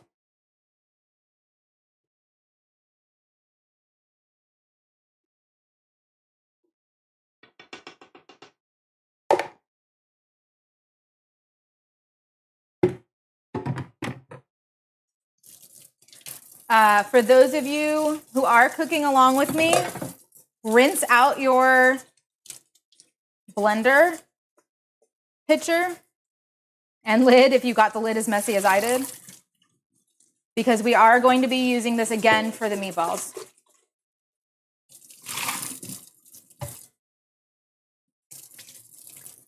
So just give it a quick rinse. Sorry that I'm off camera for so long, but she's gonna get used again.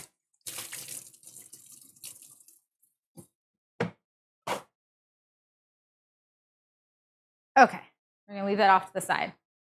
And I'm grabbing a hand towel because I keep using paper towels. Also, your bay leaf goes in now. I am going to move this to my actual cooktop behind me. And I'm going to put a lid on this and let her go for as long as we possibly can before we add meatballs to it.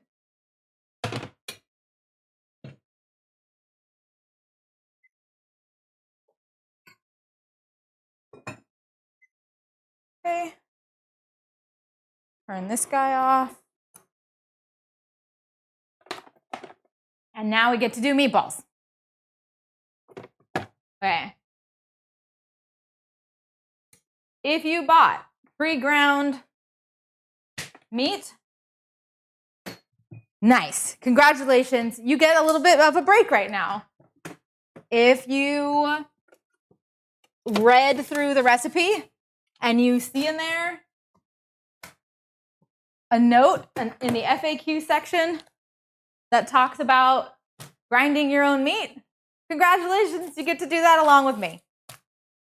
I like to grind my own meat just because it's cheaper, for no other reason. I guess if I'm doing mixtures of things, sometimes, particularly with beef, it's nice to grind your own meat because then you can determine what cuts you're getting and how much fat you have in the sausages and meatballs and loaves and like whatever. I have a burger recipe that is not on the website, but hopefully will be shortly. And I get to kind of choose which cuts of meat that I want to use in that, which is nice, instead of just like buying what the store already did like pre-ground for you. But in this case, get some ground chuck, get some ground pork, and you're good to go. Move this stuff out of the way.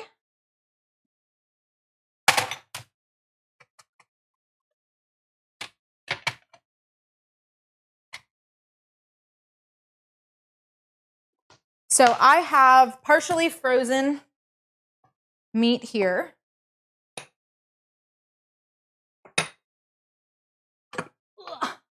then I have a KitchenAid mixer.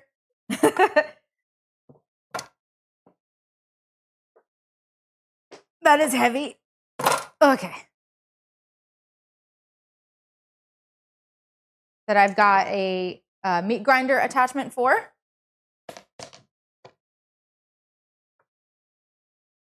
Now I have too much pork, so I think what I'm going to do is I'm going to just take out what I need, and then I'll grind that later. I'll make some kind of, maybe I'll make pot stickers or something later.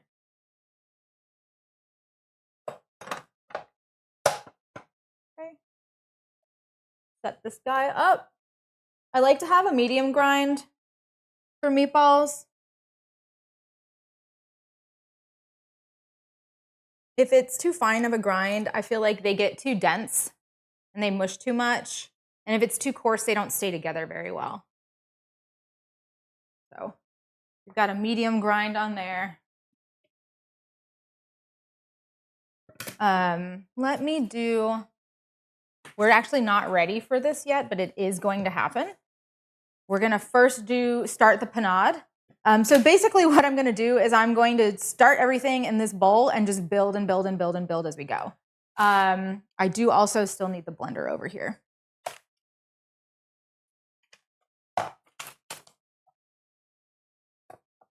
Okay, the blender is going to be for onion, again, onion and egg. I like blending onion up for these kinds of recipes. The meatballs don't cook like long enough for me to like really get the onions like melting into them. If you were planning on cooking your meatballs like low and slow all day, cooking in the sauce, like that is fine if you want to just like dice your onions and go from there. But because I'm literally baking in the oven for 20, 30 minutes and then tossing them in the sauce for like 15, there's no reason to not blend up the onion. It's just going to incorporate better. You'll have flavor all throughout, and you won't be hitting like pieces of onion when you're biting into your meatball. So,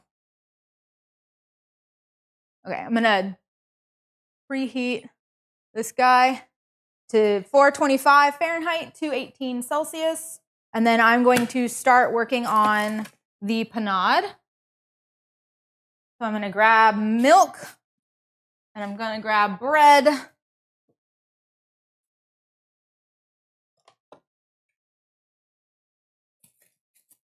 Okay. And we're going to need to cut up.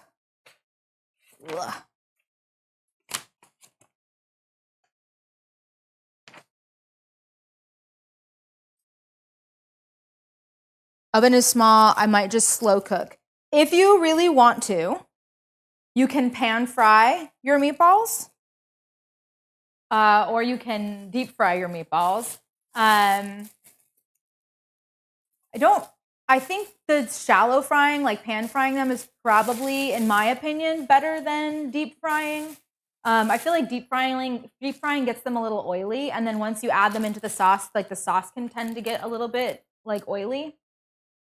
But if you just like shallow fry them and like pan fry them, the only thing that you have to worry about is like splattering, obvious, splattering, and then they'll kind of misshape. So we're like going to be making like perfect balls and then baking them right. You can only do so many at a time before you're crowding the pan. So like it's kind of like a give and take.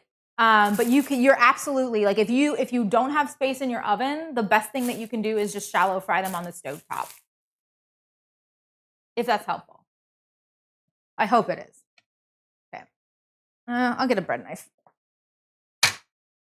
I actually like to, I didn't do it this time just because I kind of assumed that most people would just have like fresh bread. I actually like to cut this when it's half frozen just because then it doesn't mush. But yeah, this is just a random Italian loaf. You just want some like rustic white bread of some kind. I think I picked this up from like Walmart or something like that. But we need about 1.5 cups of this, which equates to how many grams am I going for? That's the tomato sauce.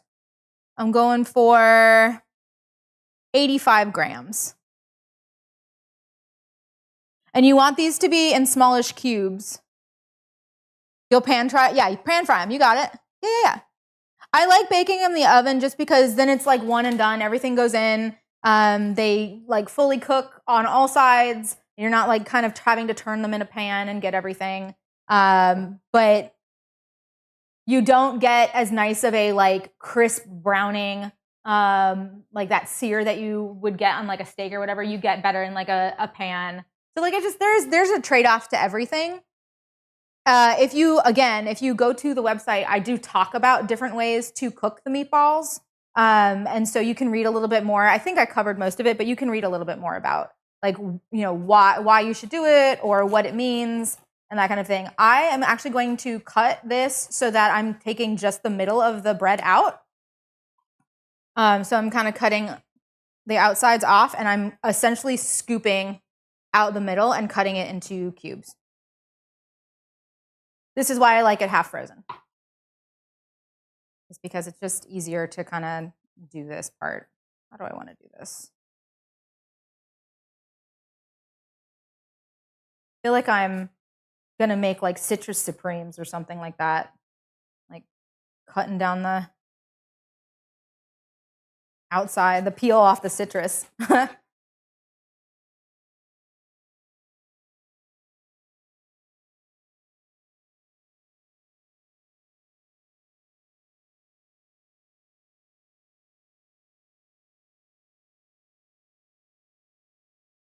Bread. I love bread. Okay. Intrusive thoughts. Do I make croutons with the crusts? Yeah. Sometimes I'll make croutons. It depends. Like these aren't very thick. So a lot of the time what I'll do is I'll put these in the oven at a really low temperature and I'll just make breadcrumbs with them. Okay. What did I say I needed? 85 grams? Okay. We've got too much. Yay, I get to eat some more. I've got about 10 grams too much, which is not a lot.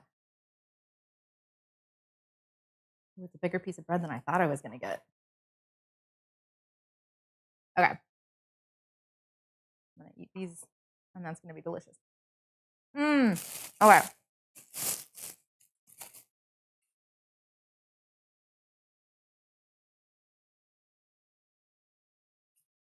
Okay. Frozen versus a little stale.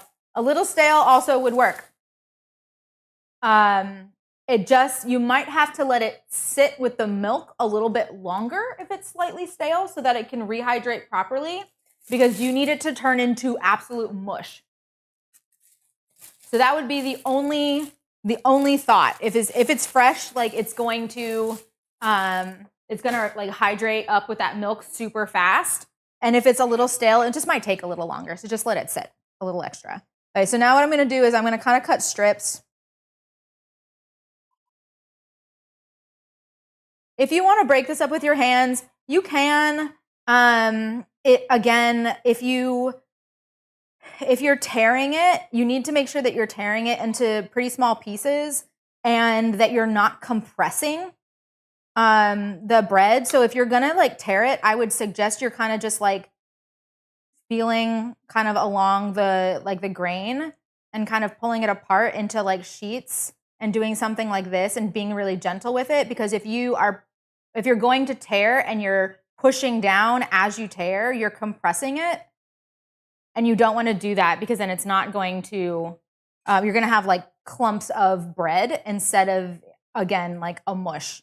And so essentially what I'm doing, I'm cutting this specifically so that I've got like really light, uncompressed pieces that are then going to help the panade kind of be uniform in texture and really mix in with the meatballs.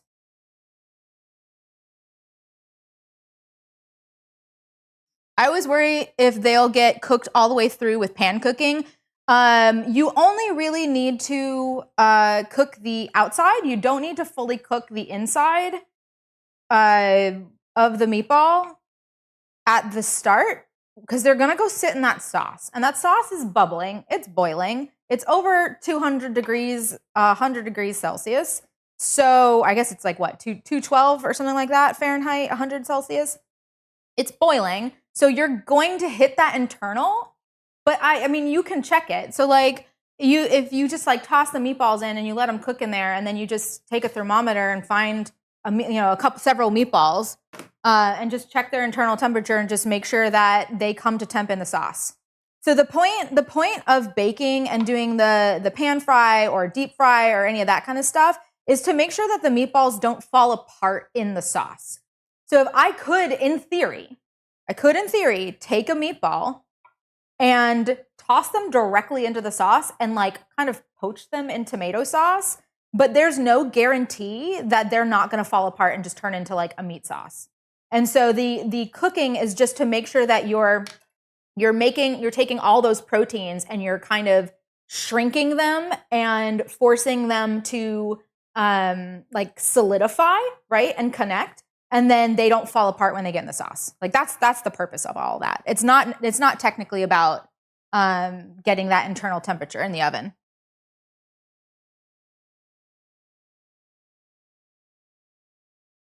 Making homemade breadcrumbs or just using bread as is for the panade. This bread is specifically for the panade.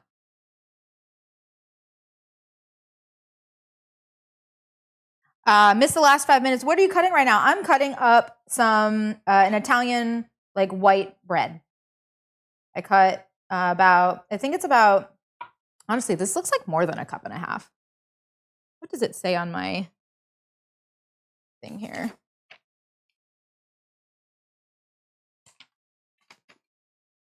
Yeah, 1.5. So I've got 1.5 cups of Italian bread. It'll probably be that much once I cut it down. It looks bigger than that. But it's about 85 grams of bread that I'm kind of cutting into just really small squares and trying really hard not to compress.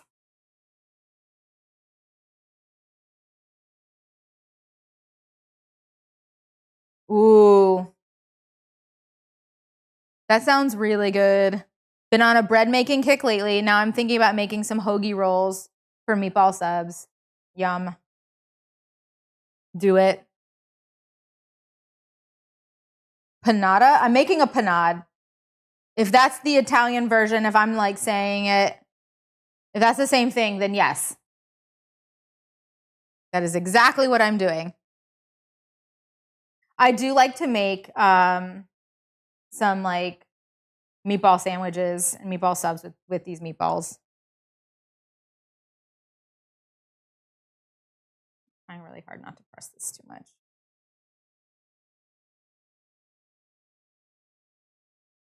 You got a bunch of slices of provolone today? Yeah. Do it. I'm always going to condone this kind of stuff. See, like it's so soft. If this were half frozen, I could just cut the squares, but now I'm having to kind of tear them a little bit.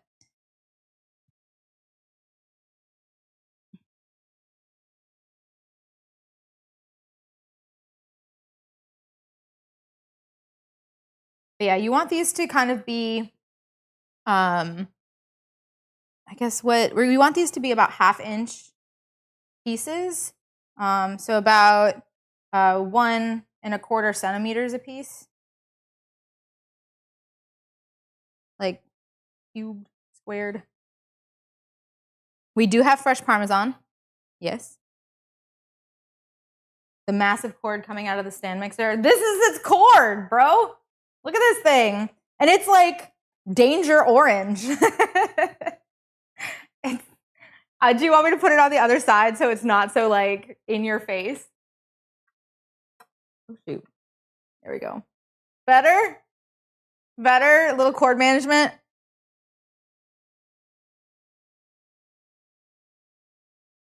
Do I have a TT page for my business? I have a website.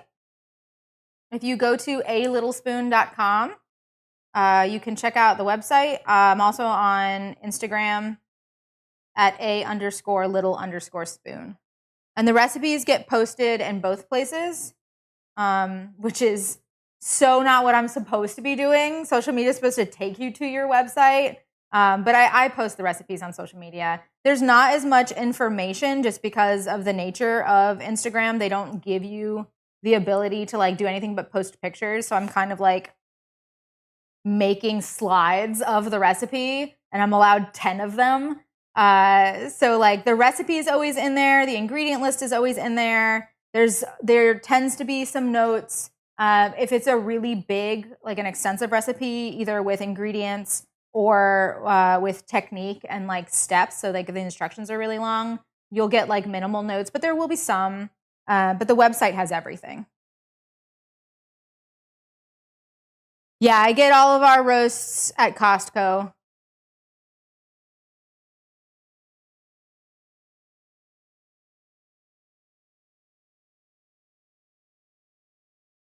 Lindsay, where are we? How are you doing? For anybody that's cooking with me, how are we doing?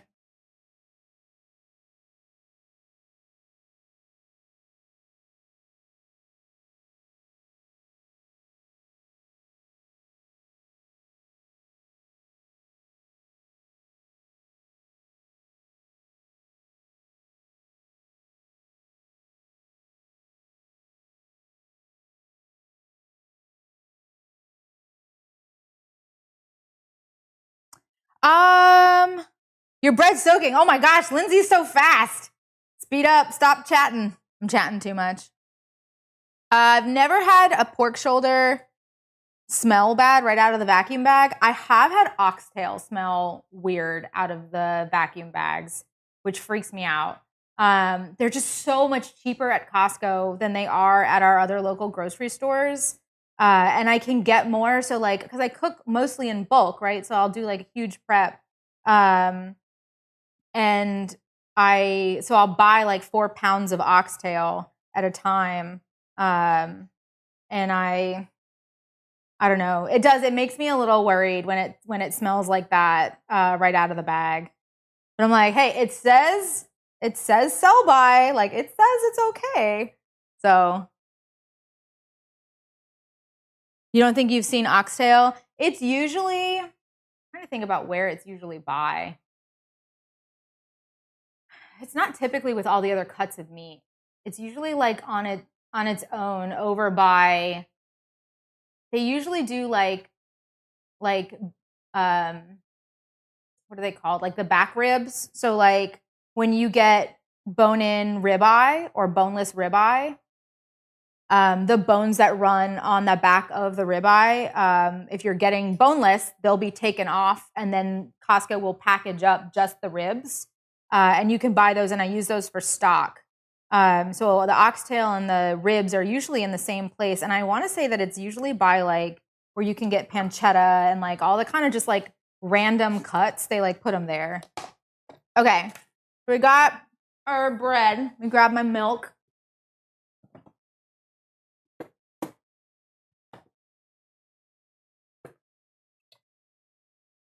Okay. And we're going to go, it's 6 tablespoons. I feel like caring about this.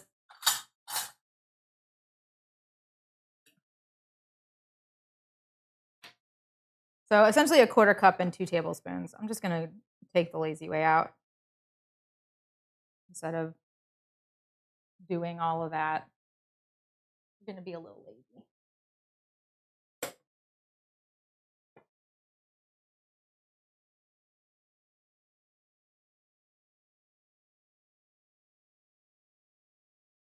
Okay.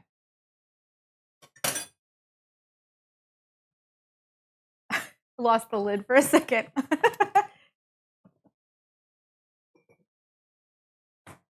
Okay, so now I'm just going to kind of give this a little bit of a mix, just like a gentle kind of situation here, so that the milk is really kind of touching all of those pieces and it can really soak.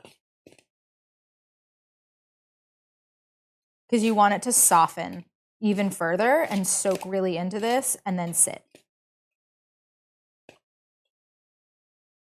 Okay.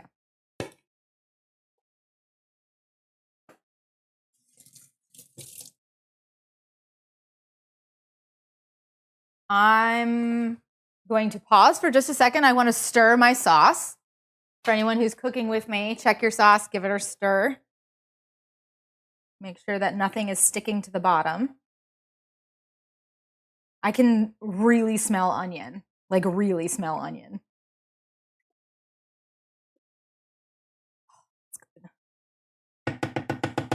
Okay.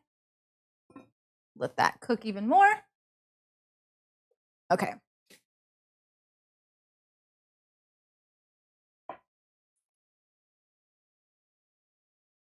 Okay, and now we're gonna do, so I've got this sitting. Now we're gonna, I brought this out because I knew I'd need it and it's in my way. Now we're gonna do the Parmesan and the parsley.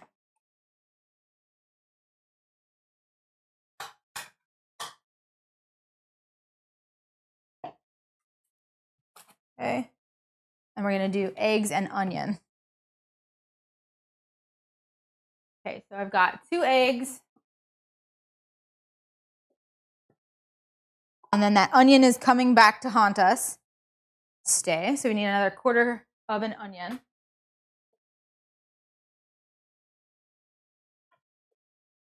And these are getting tossed kind of like right in.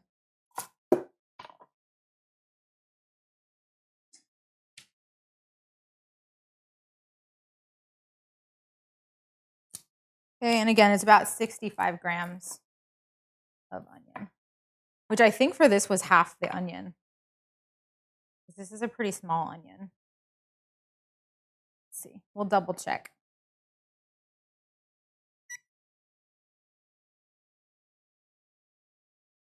A little bit more than I like.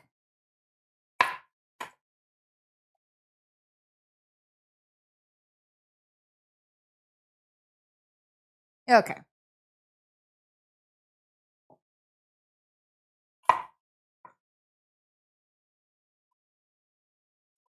Again, just give it like a really rough chop. It's getting blended. And then these go in to your blender.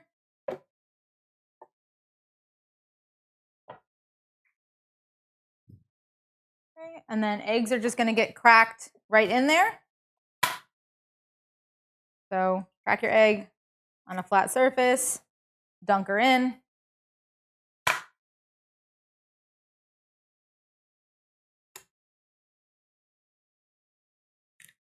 I'm kind of making like a bit of an emulsification here by whipping up these eggs and the onion puree in this blender. It's just going to make it really easy to fully incorporate everything together.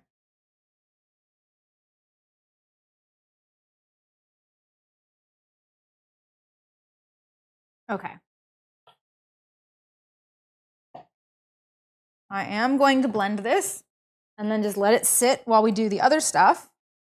I will go on mute again. Let's see. Okay. 1, 2, 3.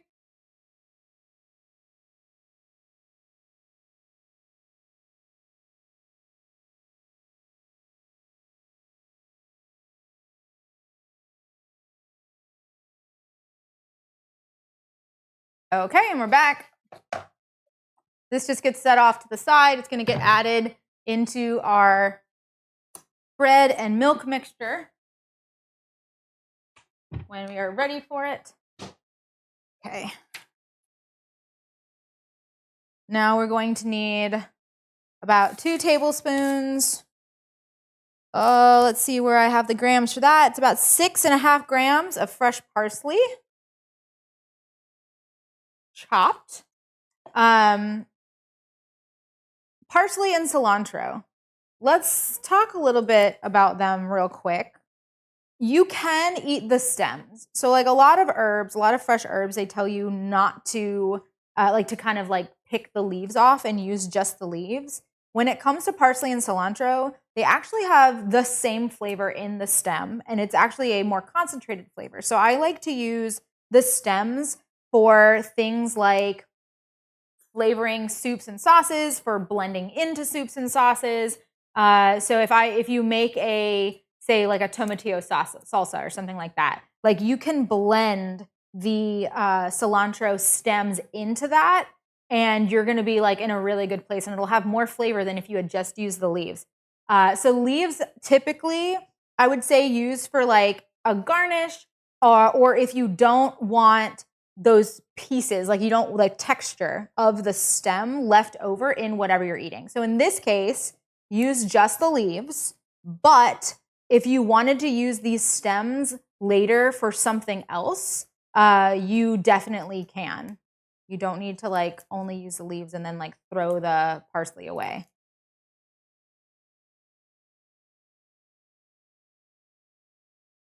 Do you have any recommendations for adding flavor if you're super sensitive to onion? By sensitive, do you mean like you're allergic to it or that you don't like it?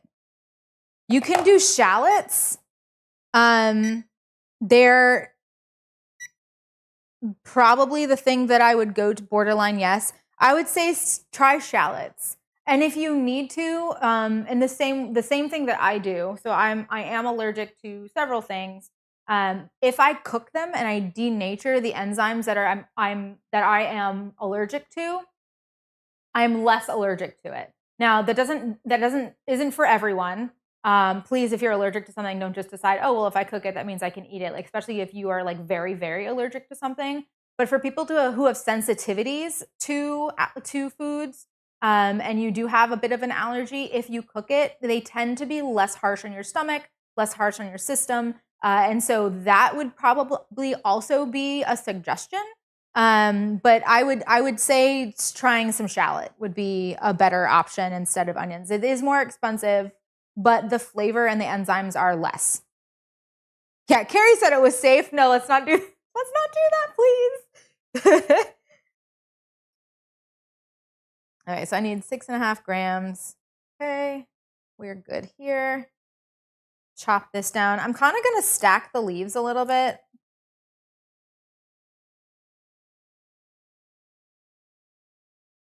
Just kind of get them on top of each other and do it like chop a little bit at a time. We're kind of going to chiffonade this slightly. So I'm going to stack, roll,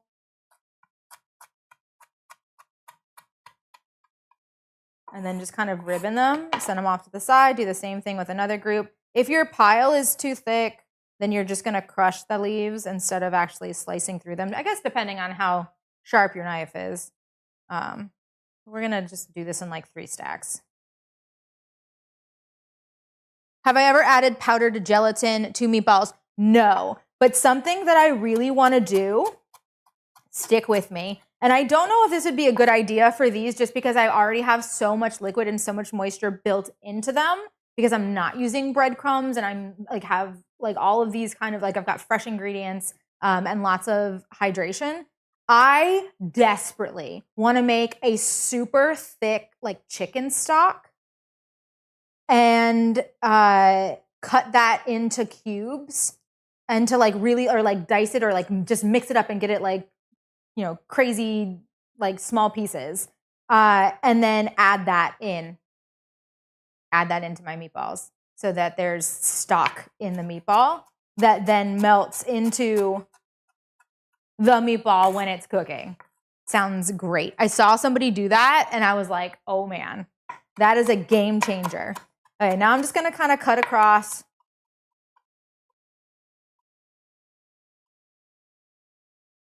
the ribbons that I've made and give them a bit of a rough chop.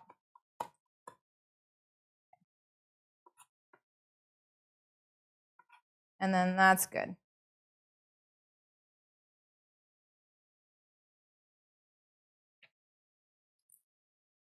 Okay. Next we're going to grate some Parmesan, however we should say that.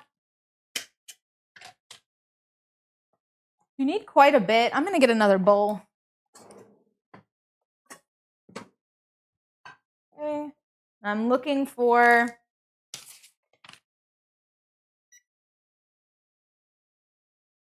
22.5 grams. It's gonna mound quite a bit if you're microplaning fresh Parmesan. If you're using a grater, you're not going to have as much Parmesan because they're going to be thicker slices. You will get pops. It's fine if you want to do that. But there will be less to go around, so it won't incorporate in the same way if they're thicker pieces, right? So like the difference between a box grater, right? Even if you're using like the small side, is going to be very different. Let's do some of these. Than to this. So I guess where do we have the camera? Okay, it's on the board. So you can see if I use a box grater and I've got these really big clumps, you're gonna get nice little like pops of Parmesan, which could be really nice. That's like A-okay to do it. This is the side. So your fine grating side on a box grater gives you this, and then a microplane is gonna give you these kind of fine curly cues, right? So this is gonna incorporate better, and it's gonna give just an overall kind of saltiness that you would have like more concentrated versions of if you did bigger pieces or used a box grater. All of those are perfectly fine. You might want to, trying to think about how that might incorporate if you did a different amount. You might want to add more. They will be slightly like saltier. You'll have a more there Parmesan flavor if you actually add more Parmesan to the mix. But then it'll be incorporated throughout, and you won't have like, you know, this is going to be like 22 grams of this is a couple tablespoons, maybe. It's not 3/4 of a cup. You'll get maybe 1/4 of a cup before you hit that. So you're putting 1/4 of a cup and like 2 pounds of meatballs versus, essentially 3/4 of a cup that are really finely done and like kind of getting mixed all throughout. So you almost would want to have more Parmesan, but then that's going to change the flavor of the meatball. So just like be aware of that if you're going to do it. But you can. You totally can. And it would probably taste very good. Okay. So 22 grams.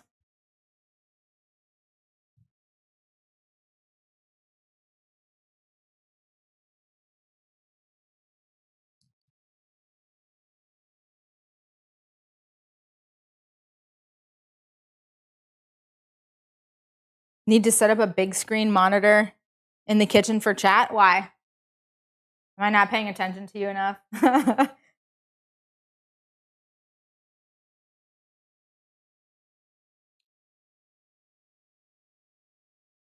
I do. I've got a fancy apron.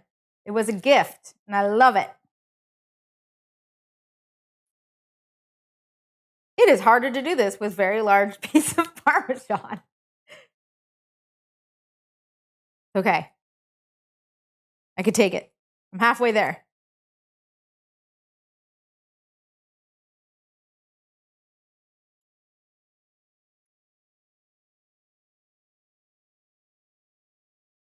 Whew.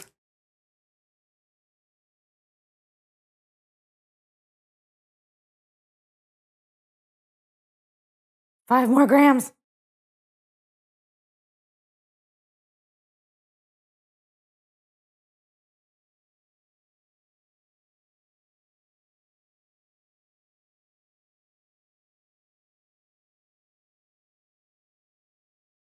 Okay.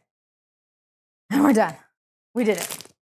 But like, I mean, 3/4 of a cup, right, from this microplane is not 3/4. It's not equivalent of like a different kind of grater.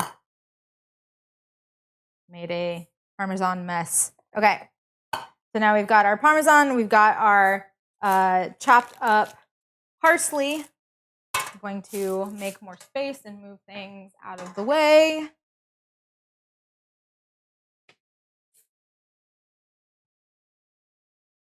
Also going to need salt and pepper.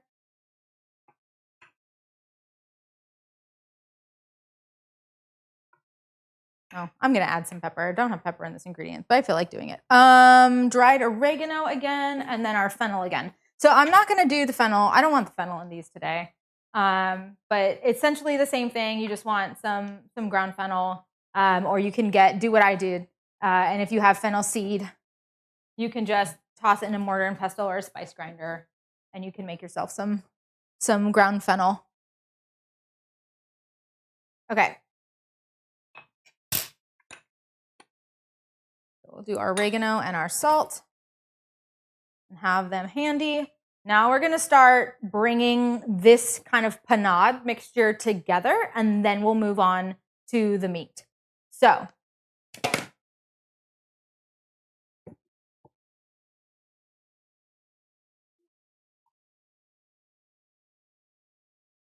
we're going to, I guess, add this in now.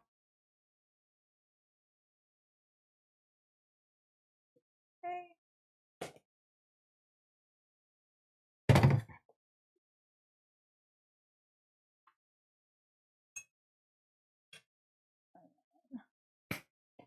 Next comes our herbs. Those suckers are going to go in there. And our Parmesan. Everything is going in the bowl. And then we're going to do the oregano and the salt. So we're going to do a half a teaspoon of oregano and a tablespoon of Diamond Crystal kosher salt. Tablespoon of kosher salt. I know that sounds absolutely terrifying. It will be okay, I promise.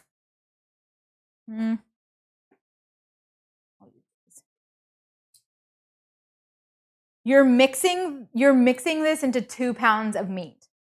So I know it sounds like a lot, but it will carry through, and I promise it will be good. So the metric on that is 8.8 grams of salt. I'm using a half tablespoon. That's why I did that twice. And then I also am having to double up on this one. I've got a 1/4 teaspoon here, but we need a half a teaspoon of the dried oregano. So you'll see 2 of these. A half a teaspoon of dry oregano is 0.6 grams of dried oregano. And that's it. I'm going to add a little bit of pepper today. It's not in the recipe. It's not necessary. But I've ground up so much pepper that I kind of just might as well use it. I'm going to add some pepper in. Okay. Now we mix. Again, if you do not want to touch the food, I understand. Use a fork. You can use a fork if you don't want to touch it. But this is really going to get it nice and mixed. Now you squish. And the same thing that you did with the tomatoes, you're going to do here. This looks so gross. I promise this is good. So essentially what you're doing is you want this to like be a paste and as mushed as possible, again, so that it incorporates uniformly when you start mixing all of the meat in.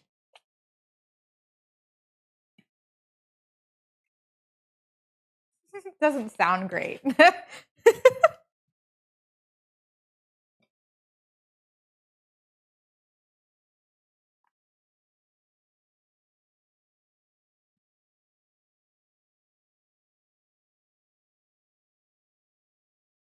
Okay. So yeah, so we've got a paste. All of our bread pieces are nice and light. I don't have any compressed, like really compressed pieces where you can feel like a piece of bread that isn't like ready to fully dissolve into the meatballs, which is great, right? Because like if you think about it, when you bite into a meatball, right, you want that to be a relatively uniform texture. And if you get a random piece of just bread that's just like a hard compressed piece of bread and you can like see it, it's not a great experience. Okay, so we're gonna just leave her here. We're gonna grind our meat into it. Now, I need some soap. I just touched egg.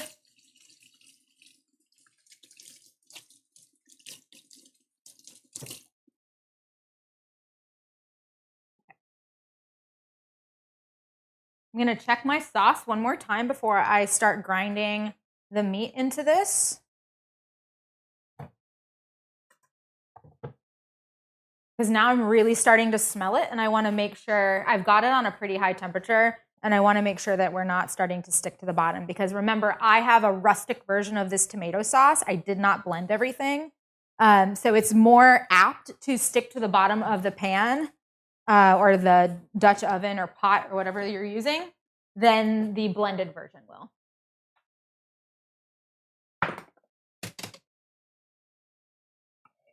Move all this stuff over. Okay. Now I have a it's pre-weighed, so this is a pound or like 450 grams of chuck. I've cut it, so it's pre-cut for the size that I need to grind, and it's partially frozen. You always want to, if you're going to grind your own meat, you always want the meat that you're grinding to be partially frozen so that it maintains its structure as it's coming out, as it's kind of getting pushed through, ground up, and then coming out of the grinder. If it is too warm, it's just going to be mush. And then you're going to have like really dense, non-aerated sausages, burgers, meatloaves, meatballs, whatever you're making with it. And so you want it to be partially frozen. So if you decided that you were going to grind it, you would kind of cut these before, like you would, essentially what I would say to do is make the sauce. So start making the sauce just like we did. First thing first is the sauce. Then get to your meat, cut up the pieces of meat that you need, right? A pound of each of these, 450 grams or so of each of these of pork and chuck. Then cut them into sizes that will fit into your grinder. I would put them onto a baking sheet with like a silicone mat or like parchment paper or something like that. And then I would have them in a single layer, stick that in your freezer and let them partially freeze while you're doing everything else, and then come back and take those out of the freezer, grind them after you've kind of gotten to this step, which is essentially what I've done. So I'm going to need to weigh this out because this is 3¼ pounds, which is quite a bit. And I need to make sure that I am not doing too much. Let's use one of our bowls.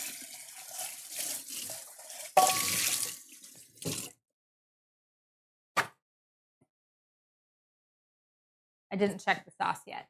I'm going to do that. We'll weigh out some of the pork and then I'll put it back in the refrigerator. Excuse me.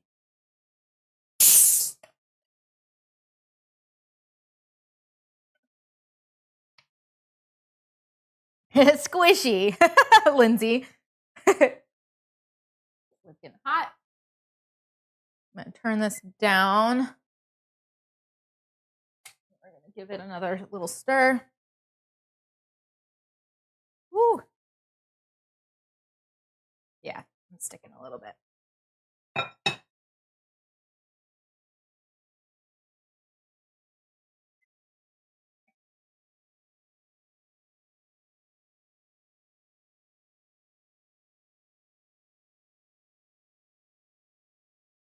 I'm just scraping the bottom and making sure that I'm stirring this. I think I'm going to give this a taste at this point.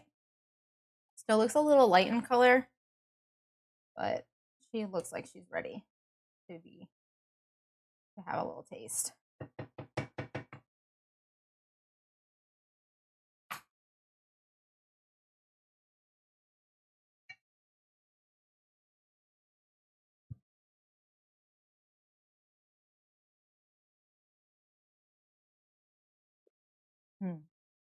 Yep, that's good. Okay, next.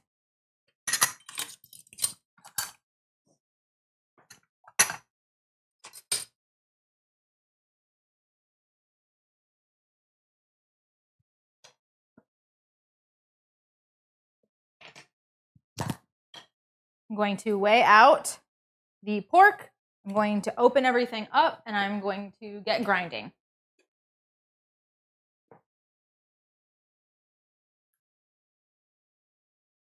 Come on.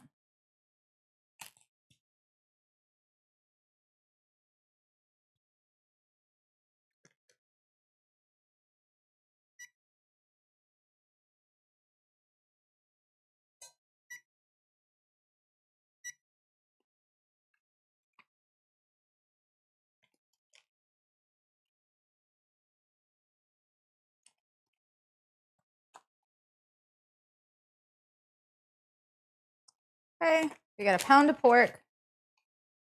I'm gonna put this back in the refrigerator and wash my hands because pork is dangerous. And I don't feel like getting sick.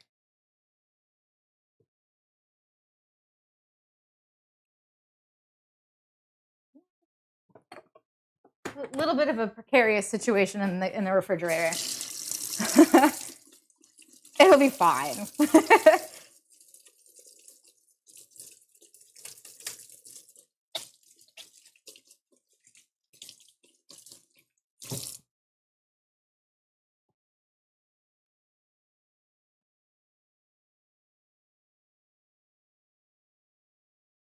The dishes aren't actually too bad.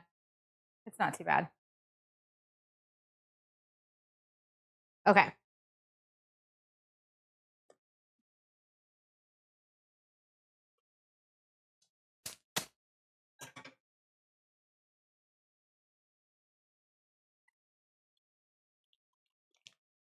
Just gonna put these in the same bowl. They're going into the same bowl later. Might as well.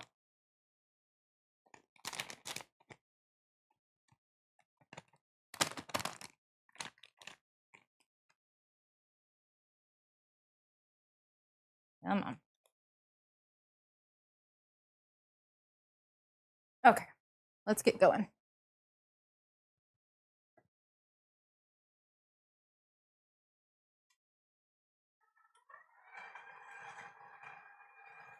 Okay, so now what I'm going to try to do, this will be good to know for people who have gotten pre-ground as well.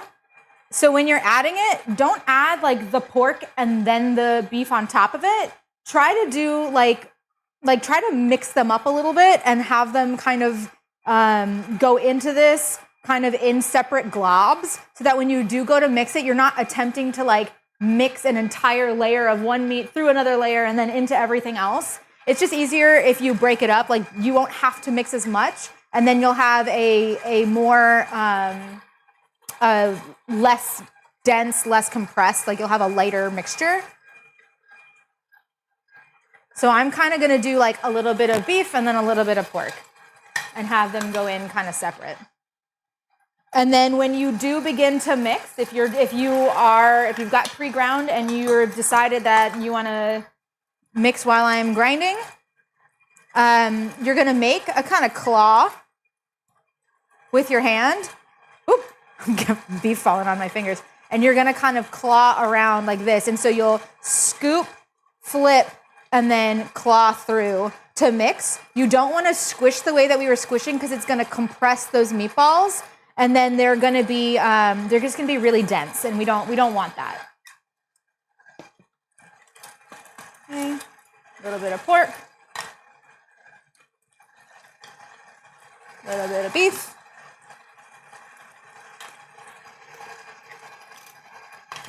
I'm getting really hungry too.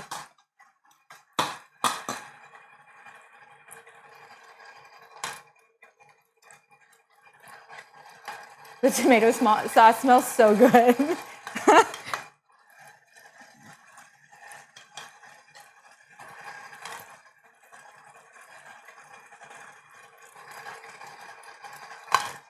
Okay. This should make somewhere between 24 and 26 meatballs. If you're using a I use a 2 tablespoon cookie scoop. It's a number 24 cookie scoop. If you're searching, it's literally like you'll see a number sign or a pound sign or a hashtag, depending on which generation you're from. When you go to find it, if you're going to like specifically buy one, it will say the number 24 on it. That is a specific size. This one says it actually on that metal piece that like swipes through. It says it has a number 24 on it.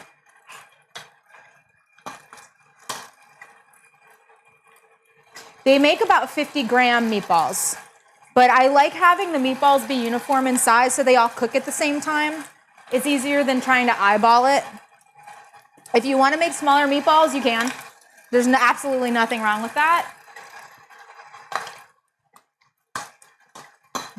You'll just have more. Not a big deal. Okay, that's all of that. I'm gonna make this go kind of fast to get the last bits pushed through.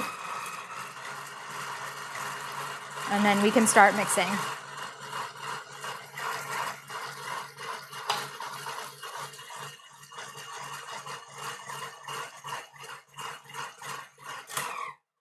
Okay.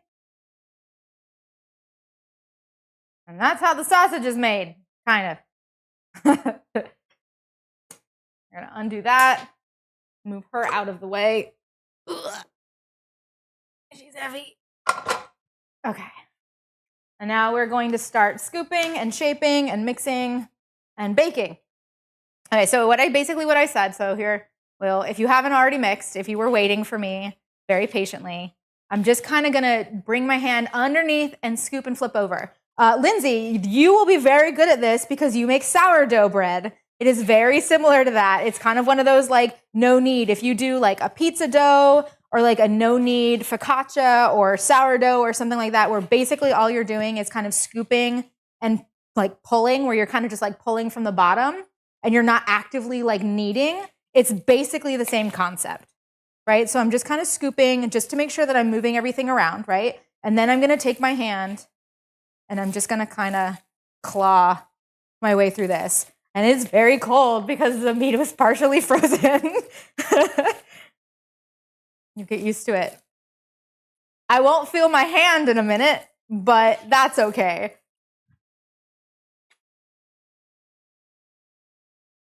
Stretch and folds with meatballs. How great is that? Look at the transferable skills from baking to cooking, right? You never know where like a technique is like, oh, I've done this before. This feels really familiar to me. But you can see like I'm not squeezing anything. I'm not compressing anything. I'm kind of poking like fingers in and just kind of moving it around and then folding. The point is to make sure that this stays loose and aerated.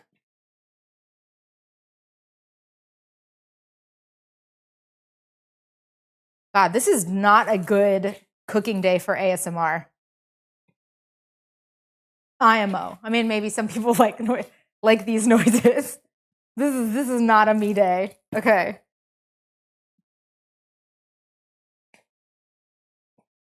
Okay, so I'm happy with this. You can see that the texture, the mixture is pretty uniform. I can see that I've got everything kind of running really well through. I'm not seeing like really solid parts of the panade or of one of the two meats. Pork is a lighter color than the beef will be, so you can see them typically when there's like too much of one or the other in a section. This looks pretty well mixed. So I'm gonna start making my meatballs. I'm gonna start scooping. If you're making a meatball, so now like I'm essentially gonna, typically what I like to do is I like to scoop and just set them down so I have a clean hand, and then I will roll them after I've scooped everything. It's kind of just like, honestly, it's like an efficiency thing, and just like a cleanliness thing for me. You can do however, like you can do this. You're at home. You're not cooking for anybody. You're not in a restaurant or anything like that. You don't got to worry about it. If you don't mind, rolling and then coming back to it and picking something, getting this a little gunked up, like it's not a big deal. But I will typically scoop first and then roll. And then while you're rolling, you'll notice that you'll get kind of a buildup, like a ring on your hand because you're kind of rolling like this. And that meatball is going to cause like a little bit of like a dried ring on your hand. If you don't like the feeling of that, you can just have like a bowl of water handy and you can dip your fingers in and it'll help kind of keep that from happening so much. But again, like you can see, like I'm kind of sliding a little bit once it's in, but I'm not like compressing really hard as I'm scooping. I'm kind of just like running it along and then making sure that I'm filling. I'm almost using my fingers for some of this too, to just like take it off if it's, because I don't want to compress these. but I'm not actively like smushing and packing the cookie scoop. Okay.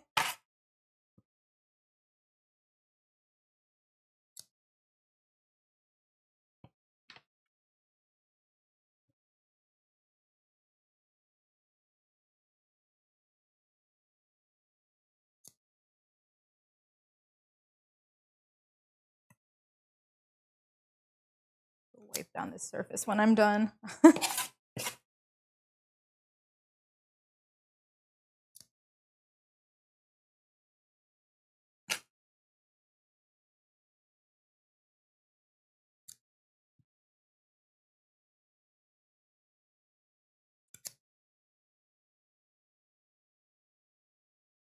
Now we're gonna have about 20 minutes or so while these are cooking in the oven where we're like not doing anything.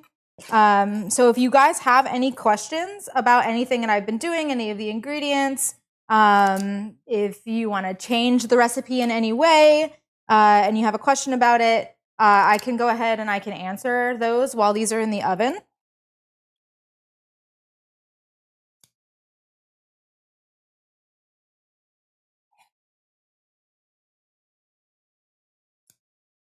Just typically do 5. So typically the way that I do this is I'll do 5 and then 4 in rows. So it'll look something like this. They're not going to expand like a cookie, so you can put them close to each other. But you don't want them to be touching because you want the heat to touch the whole surface area of the meatball.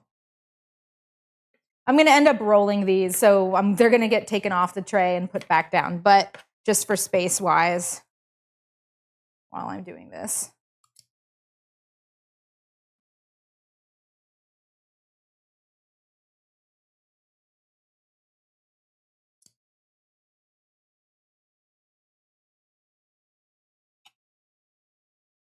Almost done.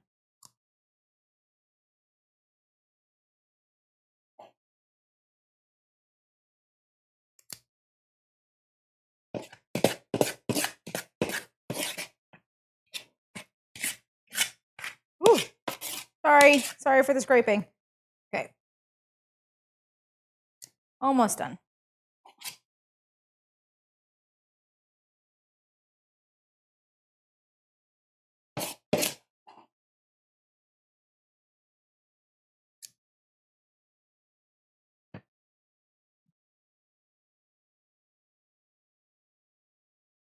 Okay. So now I'm going to shape these. And the way that I'm going to do that is just really simple. Oh my goodness. Yes. So I'm just going to take it and just gently this, and then that's your meatball. So basically we're just kind of tidying it up a little bit.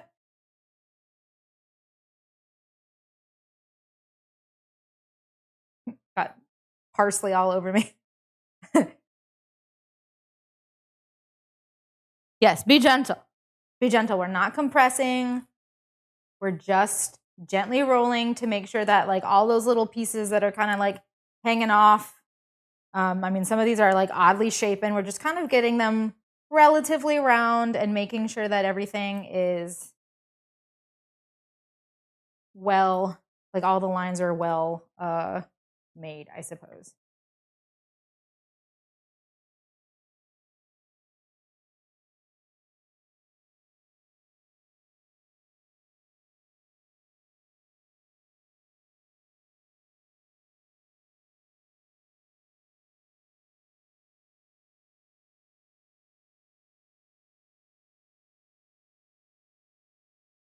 Yeah, I can't imagine what these would be like if I added some gelatin, like chicken stock, to these. The texture would probably be crazy. I mean, they're already going to be so like juicy to begin with. I think adding chicken stock would just send this over the edge. But I don't know, like, in a good way or a bad way. Like, is it too much moisture? Or would it be perfection?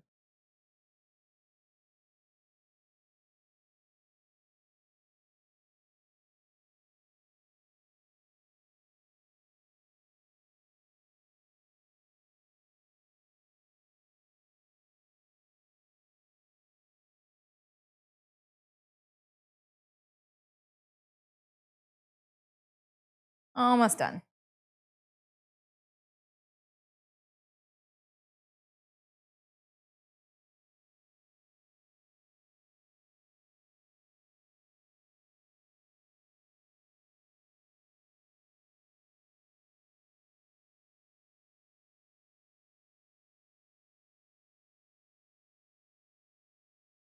Yeah, I don't know if you can see, I've got kind of like around like this like line here for where the balls are being rolled. And that can just get, depending on like this isn't too bad because there aren't a lot here. Typically when I make these, I will make a minimum of 100 at a time. So like sometimes I need like a little water bowl. I'm like, I'm getting a little grimy here. But because I will scale this recipe like 6 times. Like I kid you not, made 16 pounds of meatballs, which is too much at a time. So that did happen. Okay, so I'm going to wash my hands and then get these in the oven.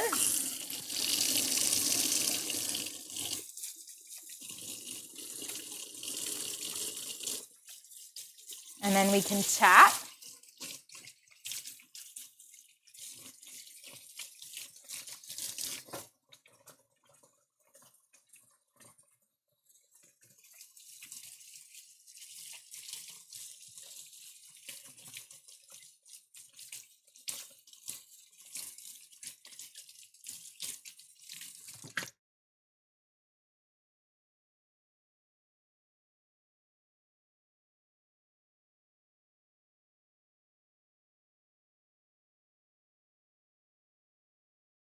Okay, into the oven they go.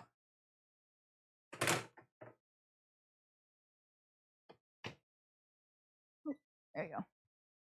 Okay, so those are gonna cook. You want them to be like brown around the whole thing, around the whole like meatball, and then they might get you might get a little bit of a crust on them, but it's really just making sure that they're like cooked completely on the outside again, so that when we add them to the sauce, the meatballs don't break apart. Is there anything else? There's not really much else. Once they come out, you can toss them directly into the sauce if you want, or you can kind of toss whatever you want to actually eat same day into the sauce, cook them for like 15 minutes, do that whole thing. If you want, you can make pasta right about now. Or I guess pasta when they come out of the oven. If you get pasta water ready, you can toss the pasta in and have that cook. If it's fresh pasta, then you can wait a little longer, obviously. But if you have like boxed pasta, you can make spaghetti or whatever style of noodle you want to do. As soon as they come out of the oven and go into the sauce, because they're going to cook in the sauce for about 15 minutes or so, just make sure that internal temperature comes up to the correct thing, and that a little bit of the fat that will come off of the meatballs, because like you'll see it, and I'll show you when I take it out. There's just going to be like liquid fat, like all around the meatballs, and so we're basically going to pick up the meatballs and put them into the sauce, and some of that fat that's on the outside and a lot of that meat flavor is going to imbue the sauce. So you can add all of them in. You can, this tomato sauce is still a good tomato sauce with or without. It's really up to you what you want to do. If you do plan not to eat all of the, I mean, there's 26 meatballs. That's a lot. It's a lot of meatballs. So if you want to eat 4 of them, you can take the remaining meatballs, which I will be doing today, and put them on a separate tray. You're not going to put them on the tray that they were baked in, because again, that fat is there and it will solidify, and then you'll be trying to break meatballs apart and it'll be crazy. So essentially what you're going to do is you would take the meatballs and you would transfer them to another tray with a silicone mat. What I like to do is I will like pick up a meatball and I'll kind of scrape some of that fat off and set it onto the silicone mat. That will get deep frozen. okay, or into a freezer and just have them freeze individually for several hours. And then I'll take that and I'll just toss them into a baggie.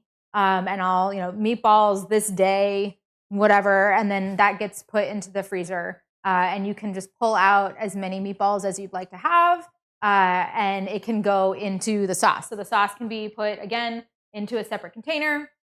It's good in your fridge for probably 3 or 4 days, because we have added meatballs to it. Stick with me.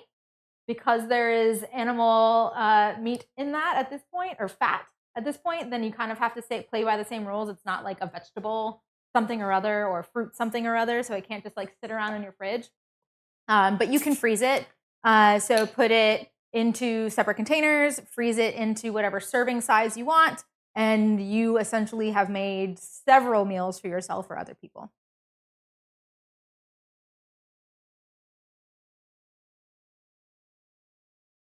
Okay, let's scroll back and see if we have any questions for anybody who's here on the live. I've been talking a lot. Ooh. You call it a pound sign. Oh, that's when I was doing the number for the cookie scoop. Yeah, I call it a pound sign too. In my head, I say pound sign, and then I'm like, everybody calls it a hashtag now. But I think it would have been a pound sign and then a number sign and then a hashtag. And I don't know if there's anything new past that, but I feel like pound is the oldest of that. And that is where my brain goes. And then I have to like change it, kind of like I'm speaking another language.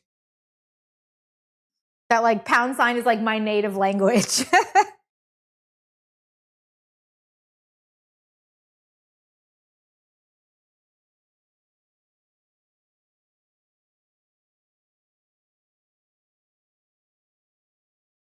Okay. Ooh, Farley. Okay, so Farley just, man, we've already ground everything. I wish that I had seen this. A slice of bread through the grinder clears it out pretty well. The next time that I make these, I will check that. And depending on the results, I might add that as a note into the recipe on the website. Because I can go back and I can update that. So I will absolutely try that. That is a great tip. Thank you so much.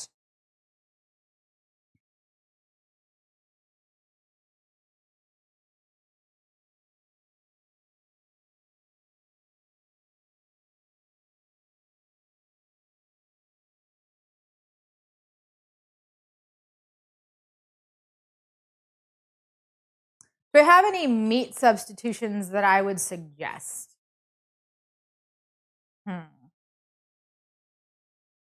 I can't with good accuracy give you, like, I can give you ideas, but because I've never made this with a meat substitution, I don't know how that's going to end up. You can probably do something with like an extra firm tofu and beans so that you're mimicking the crumbly nature of like a ground beef or something like that, but then also the pork has so much fat in it that you're going to need something that kind of is similar to fat, which is where beans would come in. I don't know what ratio that would look like. I imagine it would probably be like 3/4 tofu and 1/4 beans. But that would be an experiment. I don't know, but that makes sense in my head. I'm sure there are also the Beyond, like the Beyond Burger meat and stuff like that you could probably use. I don't know if you're using Beyond Meats. I don't know if the texturally what that will do, especially because I have both pork and beef in this. So if you're doing a Beyond Meat, I don't know if they have like a pork version or if it's just like red meat, or it's like just like beef. So I'm not too sure, but maybe that'll give you an idea to kind of experiment with. Maybe.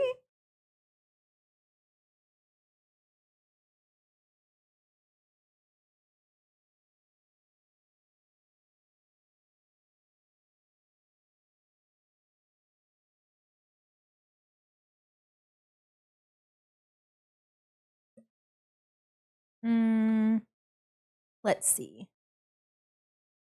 What's the key to a good meatball? I think the key to a good meatball is maintaining moisture after cooking and having a lighter, softer texture. So like having a soft texture and having moisture in your meatball, I think is the key to a good meatball, because you can have all of the flavor in the world. But if your meatball is like really compressed and dry, there's nothing that's going to save it. Like it's just not. Items, You'd one have total, to underscore you'd have to cook the meatball. 27.98 MSG. Who? Whoops. So much for no no. There's no moisture that's going to save it. You'd have to cook the meatballs in the sauce for like hours to get enough moisture into the center of the meatball. And even then, it's going to stay a little bit dry just because those proteins are going to kind of shrink and shrivel up and stay tough. And it takes a really long time to kind of break that down once you have like ground beef and stuff like that.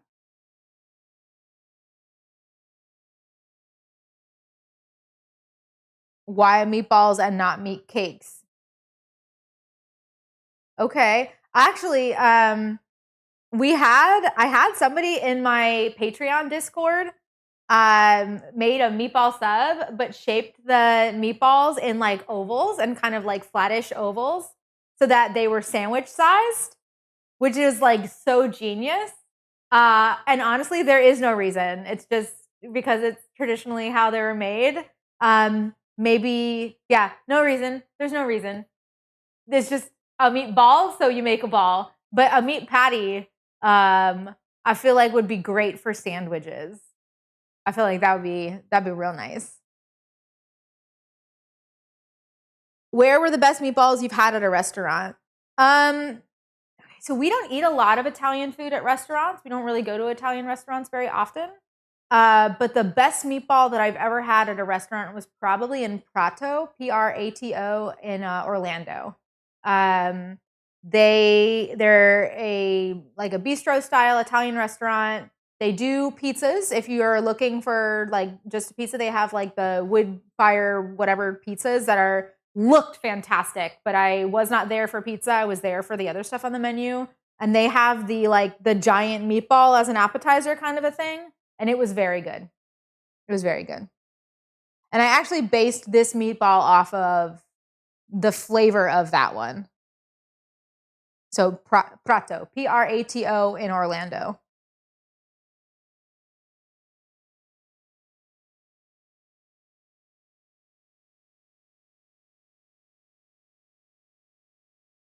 Okay, let's scroll. Are these meatballs good universally, or do you have a recommendation dish to use them with? I would strictly use these. I would strictly use these for Italian dishes.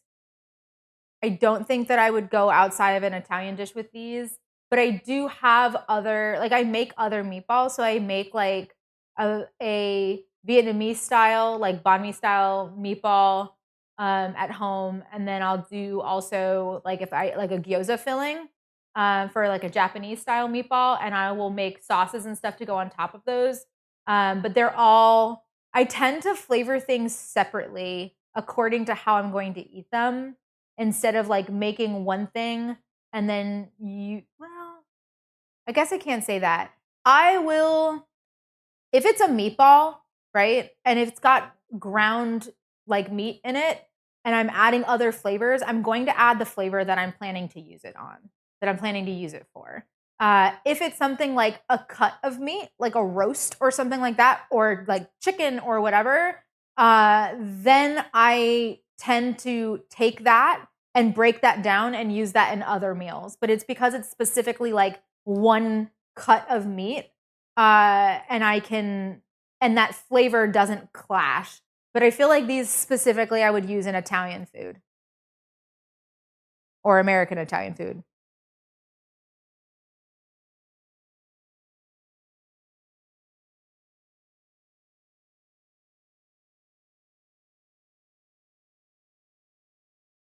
Jackfruit. That would be a good, you have to grind them right though. Hey, but I mean, jackfruit I feel like could work too.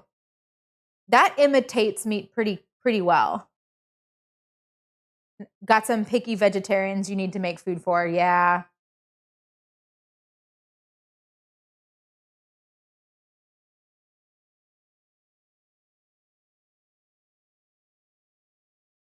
Somehow just try to go to America and eat at this restaurant.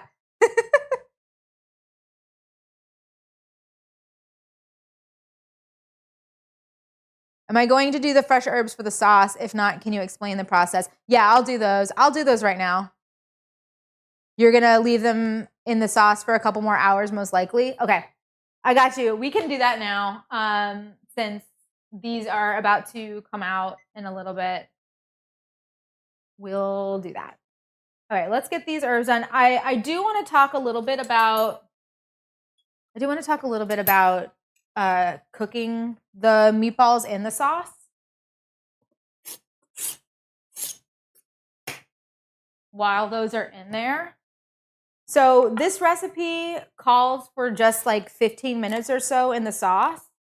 Like I said earlier, just to kind of get that meat flavor and the fat that's on the outside of the meatball into the sauce to flavor the sauce with that, and not necessarily to cook the meatballs. Like you want to make sure your meatballs are cooked all the way through, but like once they're at temp, you're not gonna, like in this recipe specifically, you don't continue cooking the meatballs for hours and hours in the sauce. This is more like the sauce is made way ahead of time, so it is exactly where you want it to be. Then the meatballs go in, finish cooking, just give a hint more flavor, a little bit more depth, and then you're eating your meal.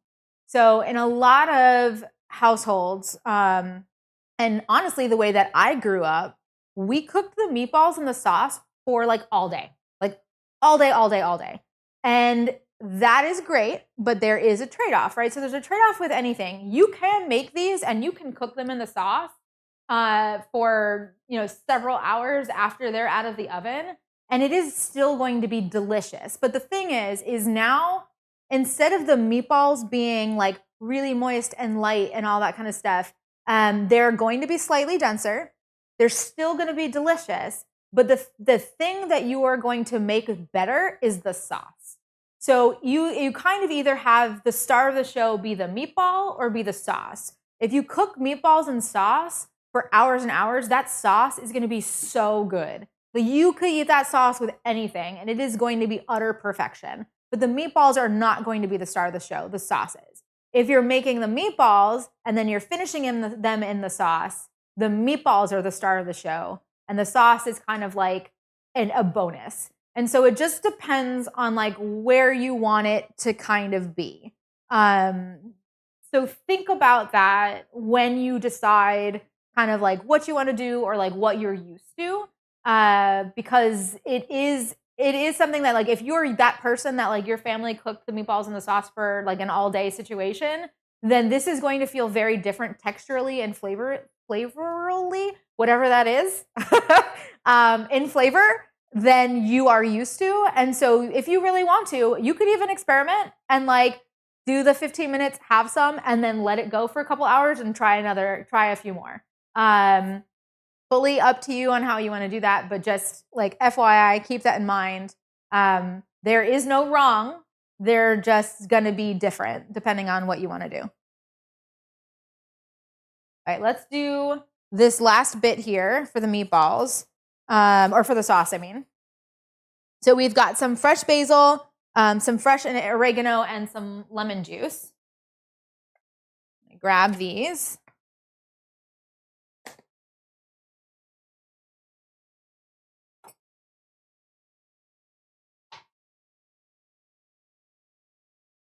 I took the lid off of this. Typically, I would cook this with the lid on the whole time. But I did take the lid off on this because I wanted to reduce it a little bit since we don't have as much time as I would usually have to cook the sauce. I'm going to try it one more time before I get to the herbs.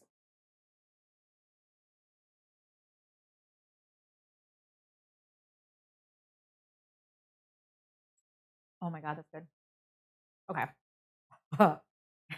I'm salivating. I'm salivating. Ah, so yummy. Lindsay, try your sauce. Have you been trying your sauce as you go? Are you tasting as you go, Lindsay? Okay. So we know this is I pulled these from my garden. They're a little janky. It's fine. So you know how I said that you can have the stems of cilantro and parsley? You're not going to eat the stems of the oregano. Oregano, thyme, rosemary, they have woody stems that are bitter. So we pick the leaves off of these guys.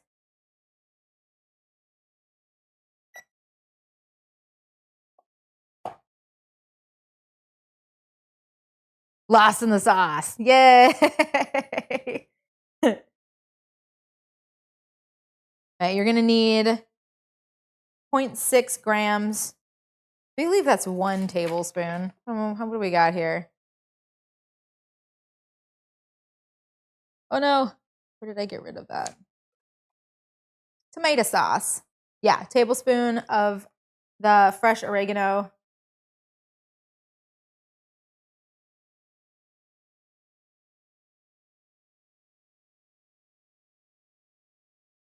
Oh, which is, 2 grams. 2 grams of fresh oregano, which is about 1 tablespoon. There's fresh oregano at your pizza place? That sounds good.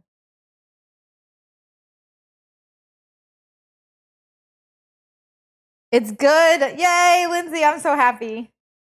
I'm so happy you like it.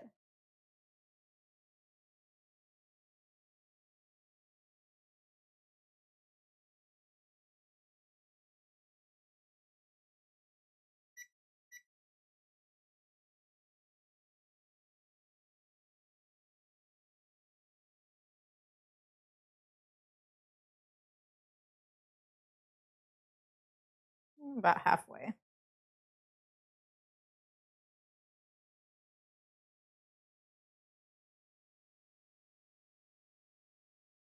smells so good. Are you hungry? Are we gonna eat? You're eating. Eat some meatballs. Is this where the cool kids hang out? Yes. Yes, the cool kids hang out in YouTube. Nah, everybody's cool. Everybody's welcome.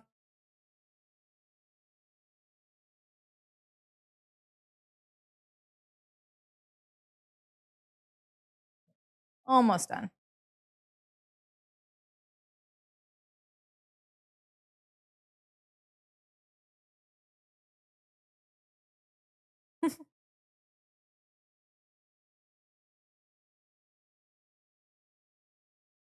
I'm just picking the leaves off. I've got this, and then we're going to do some basil and a little bit of lemon juice. And it's not a lot. And honestly, if you're tasting your sauce, and it's got a great acidity to it, if you want to skip the lemon juice, you can. The lemon juice is just to add just a little hint of citrus and just a little bit of lightness to the sauce, but it's not necessary. I would consider it optional.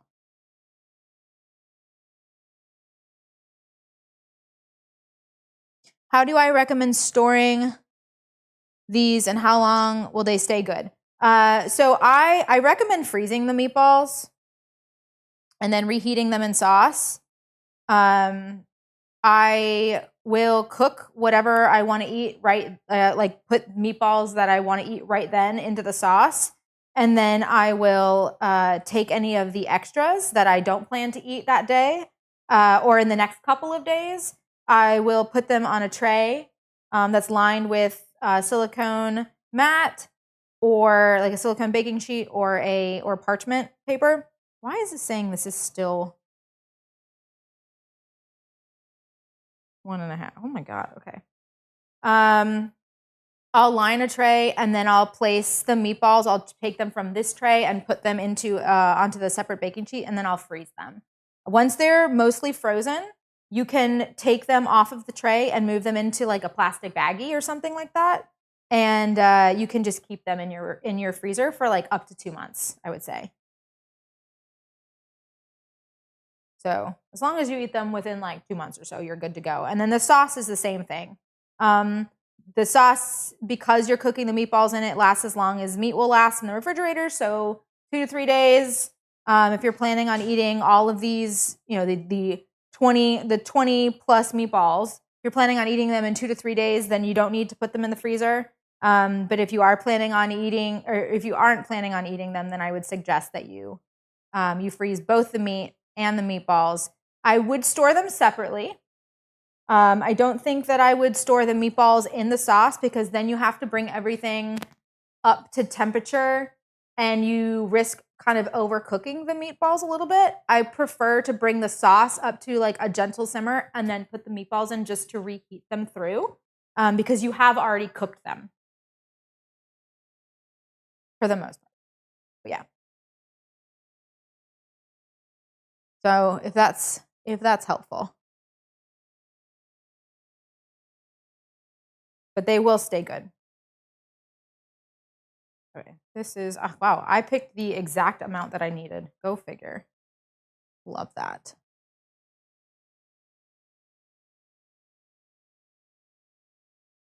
Cooking a smaller batch of meatballs. A cupcake pan cooks them nice. Okay. Yeah, I can see how that would work. And then you're kind of like keeping them contained and they're getting heat further up on all sides instead of just kind of from the bottom in the air. Like the metal will kind of superheat them a little bit. You might get a better char on them that way as well. It could work. I trust Alton. I trust Alton with my life. That man does no wrong. Okay. So we picked through our oregano. And I kind of just do that. And then I've got a big, lot of basil. Okay. We got some fresh basil. We're looking for 4.5 grams.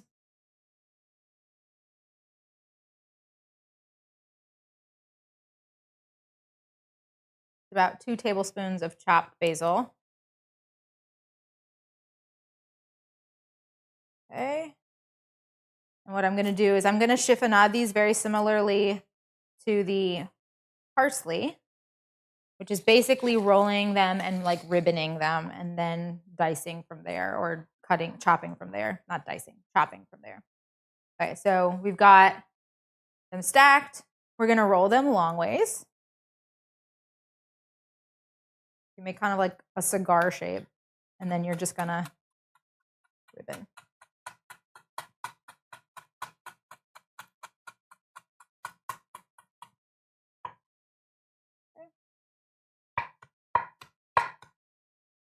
And that's going to go in. And that's it. I'm going to have I like it to be a little bit more rustic. If you want, and I've totally seen this also, is just like toss the full basil leaves in and then just have like whole basil leaves just kind of like going into the dishes. It can be really nice, especially if you really like basil. And then I'm just going to give the oregano a little bit of a rough chop.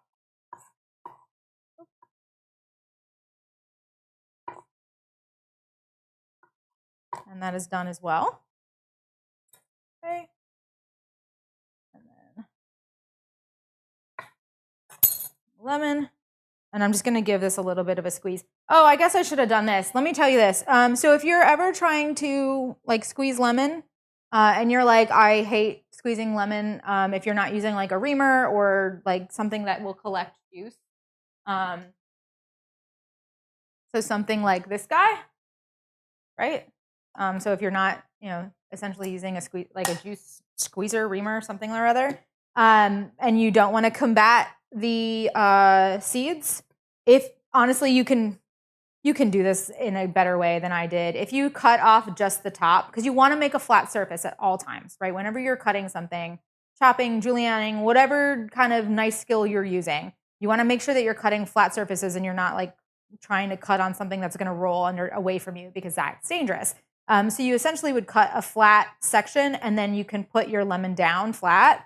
So once it's down flat, all of the seeds are right in the center here. So if you just cut down the side, and now I just have lemon to squeeze and I'm not dealing with the seeds. And you can cut like down, like you would have like a whole kind of like what is it called? Like a panel. I don't even know. But you would have like one kind of piece here of lemon juice that then you can squeeze out and you don't have to deal with the seeds at all. But I only need like a teaspoon. So we're just gonna go with this little guy. These are gonna go in. Give me my knife. Okay. So now that's gonna go in the sauce.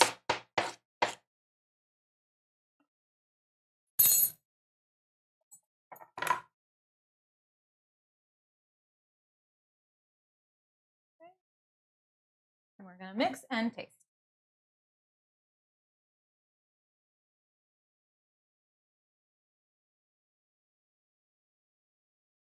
At this point, you can also take the bay leaf out. If you're planning on cooking it for several hours, like if you have, at this point, you should have already had this cooking for like 3 hours or so. So if you want to take the bay leaf out once you're adding in the fresh ingredients, you can. Lindsay, if you're planning, for anybody who is cooking with me live today and you are planning to let this sauce go for longer, just add this around the time that you take the meatballs out and like toss them in and you'll be good to go. And you can take the basil out when you add in your fresh ingredients. Let's see where we are.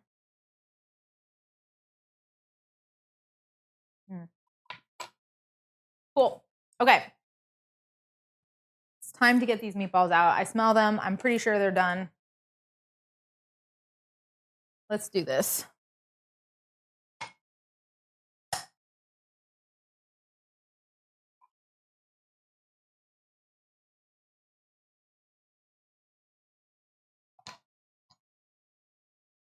I feel like I need to clean. No, just my station, like the surface that I'm working on. Okay.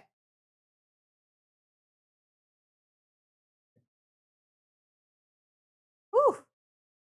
Meatballs are out.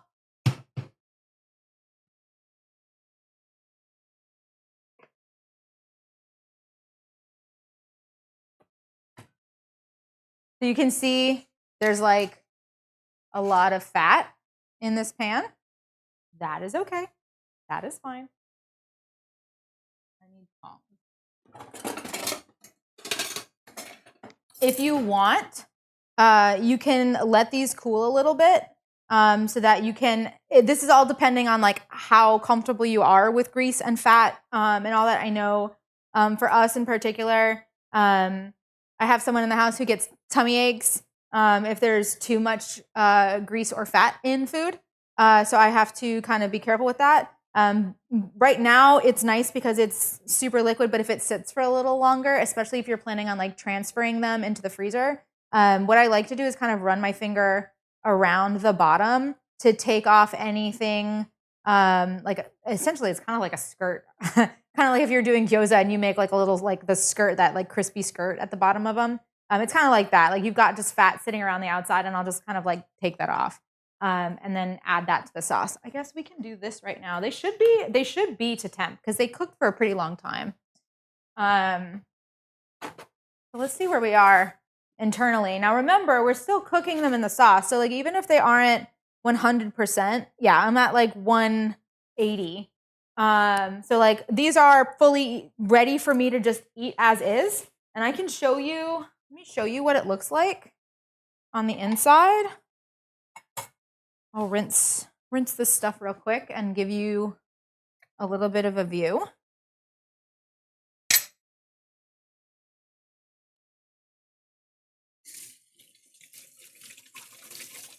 My cutting board's kind of been through the ringer today. So sorry for the the view, but we'll make it work. Okay, so let's move this. We'll get the cutting board in frame. And we'll cut one of these guys open. I don't like cutting, especially like meatloaves and things that can lose moisture really easy. I don't like cutting them right out of the oven. But just so that you guys can see, if you plan to kind of cut these in half and eat them, and like serve them to people as like that or whatever, I would suggest letting them rest for a little bit. But because we're kind of going through this, so here's our meatball. I don't know if you can see the moisture that's in that. But you can tell like you still have lots of air pockets. But the steam's coming out of them. You have lots of air pockets. It's not dense. Yeah. It's hot, but it's good. Oh my God. Okay. Let me get these in the sauce. Yeah, you coming for some meatballs? I'm gonna get these in the sauce, and I'm gonna cook just the ones that we're gonna eat like today, because we'll probably eat this for dinner. Or actually, we'll eat this for lunch. How many do you want? We're having a late lunch. Just 2. Okay, well, there's 6 meatballs in there. Okay, 4. 3 each. Okay. So let these cool a little bit, and then I'll move them onto their own tray. I'll freeze them, and then we'll use however much sauce and eat the meatballs that are in there. Use however much sauce there is, and then I will portion out the sauce for meals to go with these guys, and then combine them however I feel like. Whether that be a meatball sub or spaghetti and meatballs or something like that. Oh man. Okay. That's it. This is done. This is done in like 10 minutes, 15 minutes max. I'm just gonna let them cook just slightly, just pick up some of the flavor of the sauce. And then we're gonna eat them. And that will be the end of that. So I guess, does anybody have any final questions before we end the live? Before I do my little outro for this video.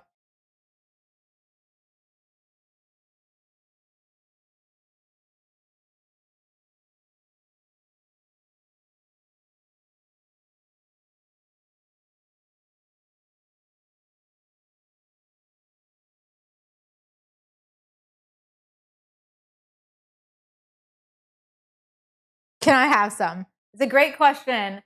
No, I'm sorry. You can if you make them, if you go to the website and you make your own meatballs, you can definitely have them. But I unfortunately cannot ship perishable goods like this. Believe me, you don't want it by the time it gets to you.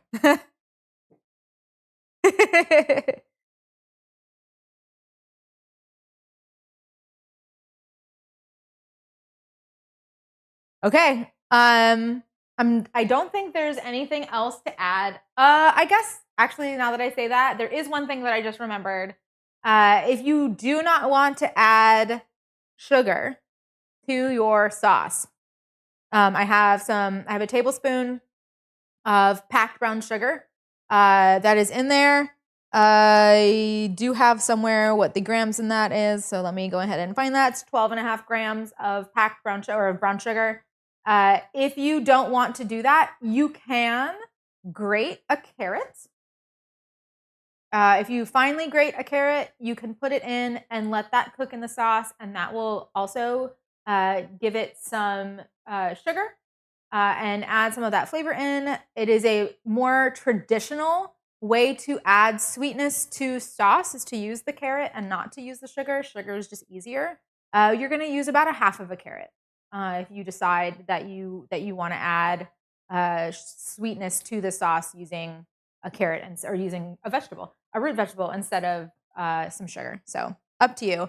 That is a note. Just tasted a meatball. Oh my God. Yay. I'm so glad you like it.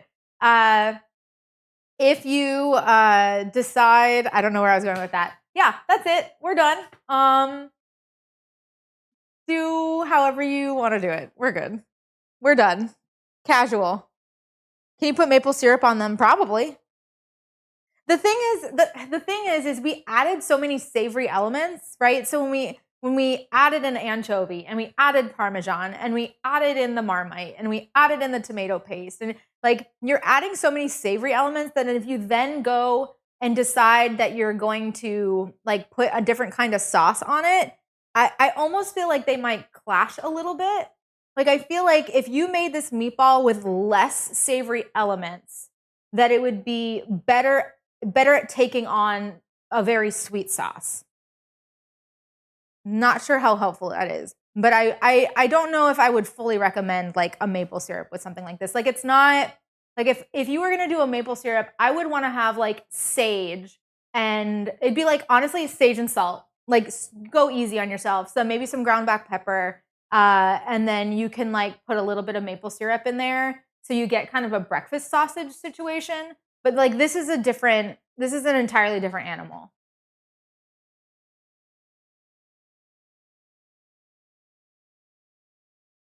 The most food I've eaten in one sitting.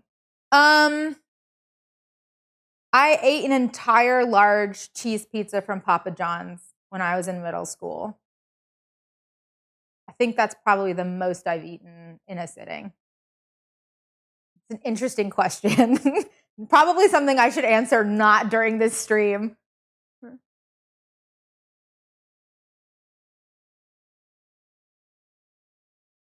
You did just hear Marmite. Yes.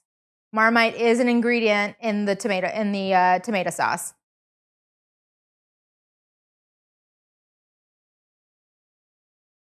With meatballs, what shape of pasta would you pair with it? Would you go for something like rice instead of pasta? With these meatballs, I usually use capellini. It is an in-between of thin spaghetti and spaghetti. It's kind of like a mid-size. And you could probably do, I probably would do spaghetti and thinner. But I would stick to like long noodles. I probably wouldn't do like any other style of noodle, just because you already have the textural difference with the meatballs, and the sauce is not a particularly thick sauce. If you had like a cream sauce, something that you added cream or sour cream or cream cheese or whatever dairy to your sauce, then I would probably suggest that you do something like a bucatini or a penne or something that allows to have sauce coat both the inside and the outside of the noodle. If this were a meat sauce, so like say it wasn't separate meatballs, the meat was actually crumbled into the sauce, cooked into the sauce in the way that like a bolognese is, then I would tell you to do a wide flat noodle like tagliatelle, or is it tagliatelle? Are those the bow ties? I don't know, that's farfalle. The pappardelle pasta, the really thick ones, or like sheet pasta, like that's always really nice with a meat, just because the texture of the sauce is so much thicker and has so much more going on, that it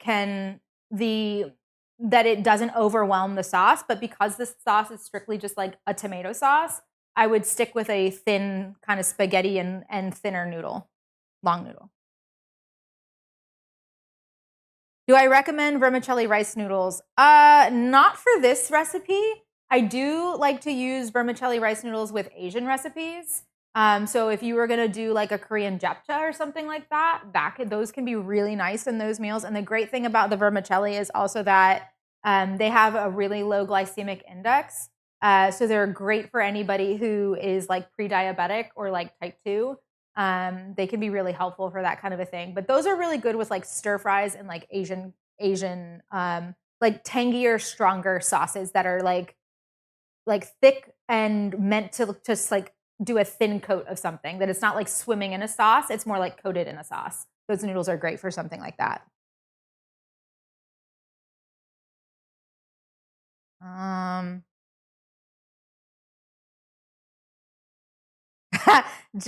Giant pasta shells mean that you can have a 1-to-1 ratio of meatball and pasta.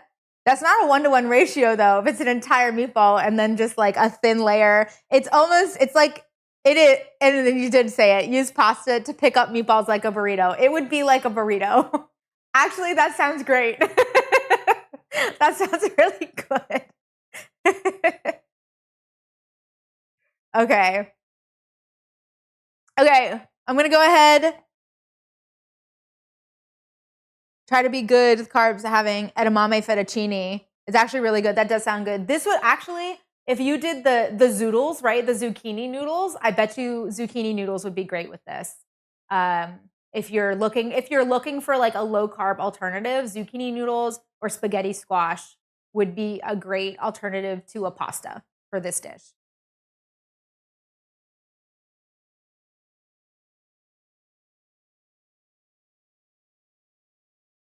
Okay. I'm going to do an outro. Thank you very much to anyone who is watching this not during the live. After we end, for those of you who are here during the live, I'm still going to be hanging out for another couple of minutes, just chatting casually, any topic. We're just going to chill for a little bit. But thank you very much for anybody who cooked with me today. I really enjoy making all these recipes with you guys, and I really appreciate all of you viewers out there who are coming and kind of doing the cook along with me, learning, growing, taking any of the culinary skills and the information that I am just espousing here and taking it on into your lives outside of this. I hope that you're getting great food and great knowledge from all of this, because that is what I am aiming to do. I do have, again, we'll mention the website one more time, alittlespoon.com. The link to the recipe is in the comments for this video. So if you click there, it'll take you to the website, and then you can scroll around to your heart's content. It's not just meals like this. There's also desserts and cocktails and all sorts of really fun things. If you have any questions, please feel free to reach out either from the website. You can also DM me on Instagram. I'm at _little_spoon. And I do have, just because it pays the bills, I do have a Patreon. If you like to join, that would be great. You do not have to get as involved as a lot of the people who are Patreon members do. If you want to just support the work and support the content and do a monthly subscription, that is fine. But we do also have a private Discord server where we chat like all day, every day about the things that we're cooking, the places that we're going, and restaurants and things like that. It's a lot of fun. We've got some really just wonderful people in there. And then we also do a monthly Zoom call where we hang and just chat for like an hour or so, It's usually plus. We get really into our conversations, and then I'm like, guys, we've been here for too long. But it's just an all in all, just like a great community, and it's really nice. They're very helpful. It's very helpful to kind of like give behind the scenes information and like get kind of like do like member poll situation for like, what should I do this month, or how are you guys feel about this, and get a little bit of that input. So it's nice. There aren't really, they kind of require tiers with Patreon. But I have done like $1 a month tier. It doesn't have to be anything crazy. I think I've set up like $1, $5, and like 10 and 20 or something like that, just because they require tiers. But it can be as simple as $1 a month, and then you get access to all that stuff, which is great. But we just have some fun. So this was meatballs and tomato sauce, and I will see you next month. I'm not going to actually, should I say the recipe that we're going to be doing next month at the end of this video? That feels a little odd if people are finding this months and months later. Whatever. The next recipe that we're going to be doing for November is a ganache, a dark chocolate ganache swirled marshmallow that are made homemade from scratch. I will be posting about those in my socials so that you guys can get ready. But if you want to go check out the recipe now, you can. Again, alittlespoon.com. Thank you very much for joining me today in the Little Spoon Kitchen, and we will be back next time with some more good food. Bye. Okay, and we're done. Okay, lots of chatting. Yeah, we're going to do marshmallows. I'm really excited about it. Yay. Honestly, it's just the place he cuts the video. We're not actually like done. I mean, we are if we want to be. This was fun. As always, thank you. You're welcome, Lindsay. Honestly, I'm just really glad that you cook with me.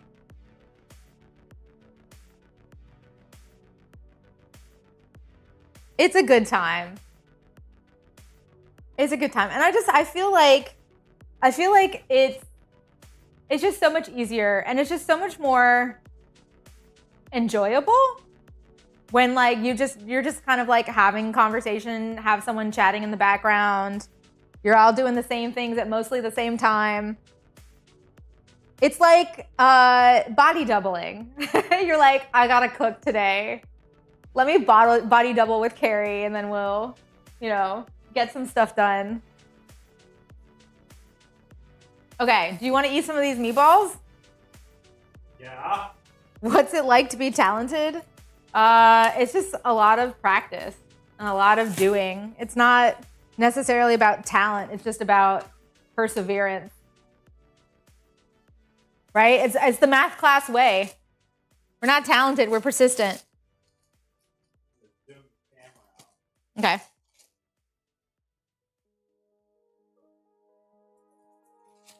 Yeah, and dinner and lunches already done. You've meal prepped, right?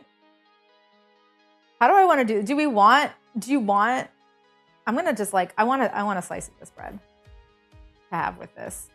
Do you want a slice of bread to go with this or do you not want bread? You do? You want to get a bowl? Did I make the bread myself? No, I did not.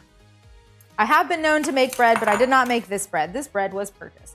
I need to get these into the freezer. No, because that fat's not. I gotta move them to a separate. Yeah, I gotta move them to a separate one. Yeah. Yeah, because the oven was going. Yep. I'm gonna toss this.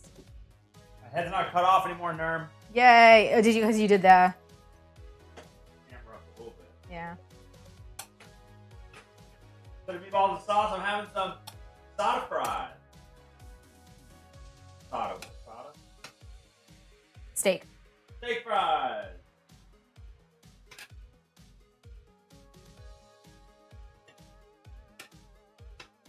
Is that good at all? I said I made 6, right? Okay. Welcome. Good room. You know, I don't know the answer to that. Tetris. Oh. Oh, you're okay. Yeah. Oh my God, that looks so good.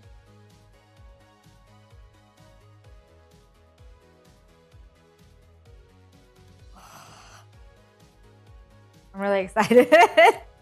All that hard work. I'm really excited. I'm so hungry because I didn't eat lunch. I ate before we ran. I had a protein bar before we ran, and then I had my tea, and that was it. That's all she wrote. I'm gonna put the lid back on. Lep comes in with the most difficult role: eating. Someone's got to do it. Someone's got to do it. Do you want some Parmesan on top of that? Yeah.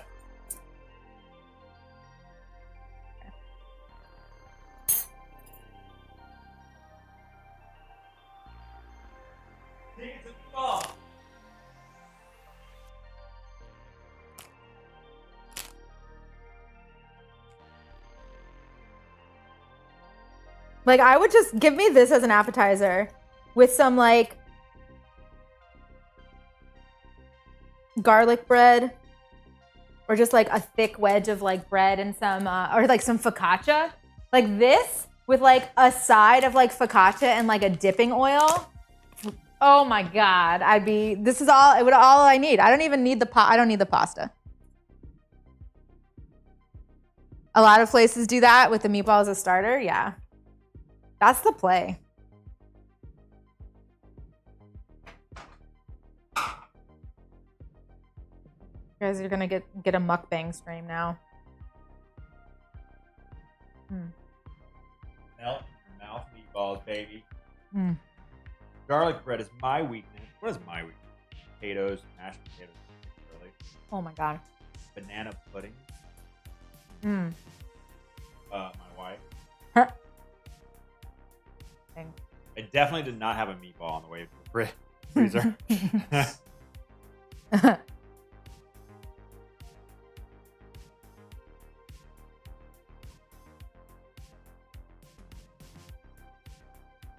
Like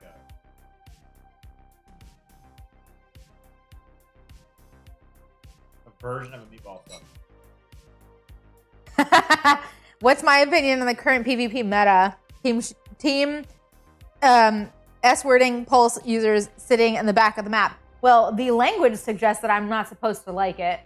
But I also, yeah, I don't like that anyway. I don't like campers. Team shot him. Oh. Typo. Team shotting. Very unfortunate typo. Flipped up. Yeah, we all get together shit. Yeah. I thought that meant like, I don't know what that meant. Okay. It could be anything. Alright, I had a bite. I'm just gonna have a bite.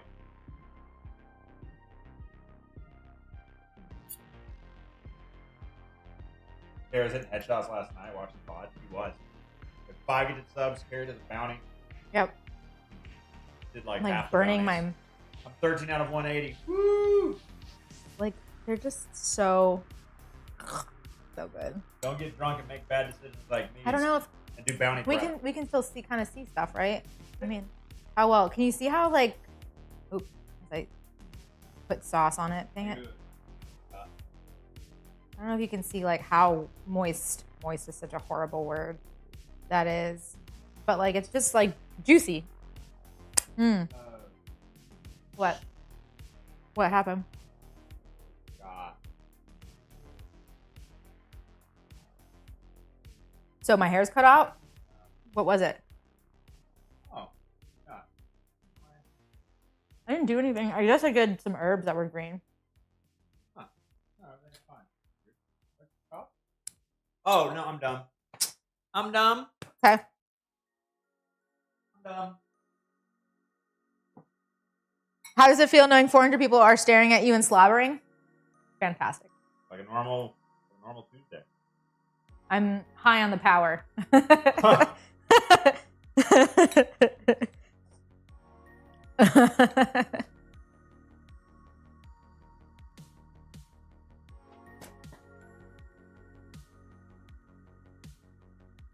You know, you would think I'd be also a good cook because I could just learn from you so easily. Yeah. But, 1, I don't care as much about food. Uh-huh. 2, I crutch on you making all the food. Mhm. 3, you're better at it anyway. I'm better served doing like dishes and like. That's what you tell yourself. No, I very much. Know, I could. I very much feel like, in the same way that I don't learn video games, you don't learn cooking. There you go. Yeah. You should have said that. But like, I also. But you did great last night. But like, I kind of rely on you to like watch the kids and keep them occupied while I'm trying to do stuff in the kitchen. Because like, especially when I'm making like 3 or 4 things at once, like on really big prep days. And you get like a 4-minute distraction. Yeah, and then like I'm like, where was I? Oh, or God, like yeah. this thing is now the timing is off on like whatever thing. So like that's Disrupts the also flow. yeah. So like you're not like standing next to me like what do we do? Yeah, that'd be great. I But, could, like, if- learn by I mean, osmosis. We could Which I do also sometimes. instead of going out for dinner, we could stay in and make dinner. That would not be bad. I would Really? save money and I would. The Hello Fresh thing we did was really fun, where you made a meal and I made a meal. I still think about that banh mi bowl. The gotta turkey redo it. meatballs, those Redo were it, so remake good. it. I can't even read that name. White on yellow on white. Yeah. Obi- Obi-Wan Jabroni. Okay. Some people fall into the dishes roll. Yeah, that's me. You're huge. Checks in the mail, buddy. No, I'm just on stilts. My wife's in a hole. Mm-hmm. If I stood on a stool, I would still be shorter than you. No. Yeah. Yep, I would. Yeah, maybe. If I started here, yeah, I'd still be shorter than you. Good call. You have paid actor to play your husband. Why is there a hole in the kitchen floor? The wine cellar. Mm-hmm. The Yeah, it goes down underneath the island, and so that you like hydraulic driven. you like step down and Yeah. like yeah. Yeah, we make that Twitch money, dog. You know, Yep. wine cellar. Yeah. Built into the Florida basement. The Florida basement. Florida basement. That's a good I feel Band like, name. Band name or like gamer tag. Yeah. Go for it. I mean, your ass. That wasn't a question. It was a command. Yeah, they're hot.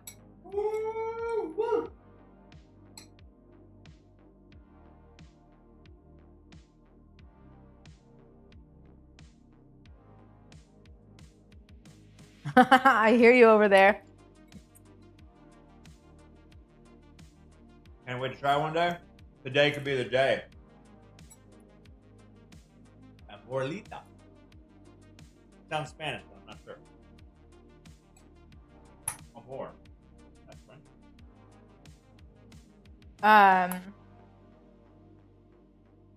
Maybe. I mean, amor is Spanish. I'm thinking that's amore. That's Italian. Amore is Italian. Ah. Who's brain?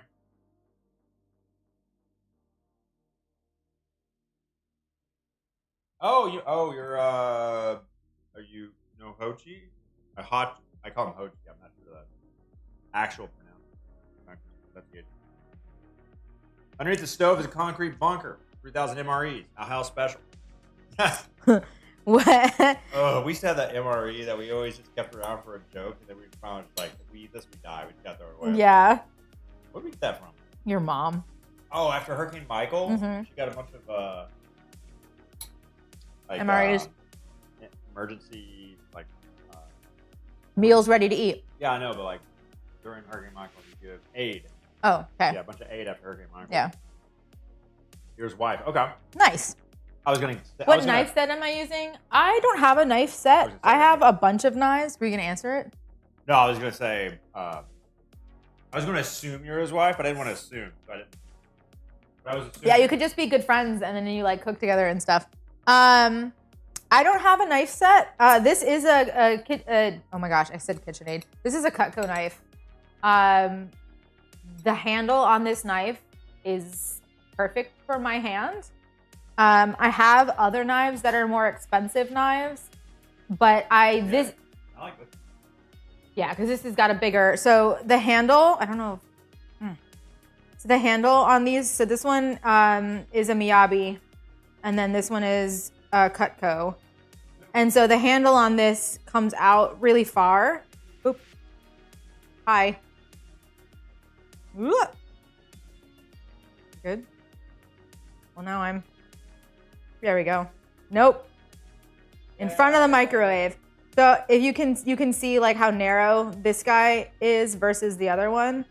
And so this one is better. And it's also like, you can see it's kind of got like a grip where this one is just round.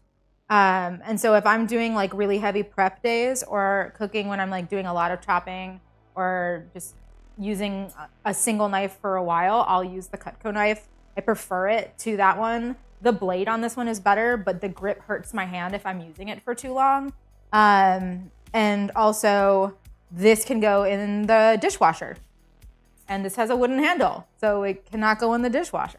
And so it just kind of depends on like what I'm doing that day for which knife. If I'm cutting like sushi or fish or something that needs like really precise or delicate slicing, I will use that knife.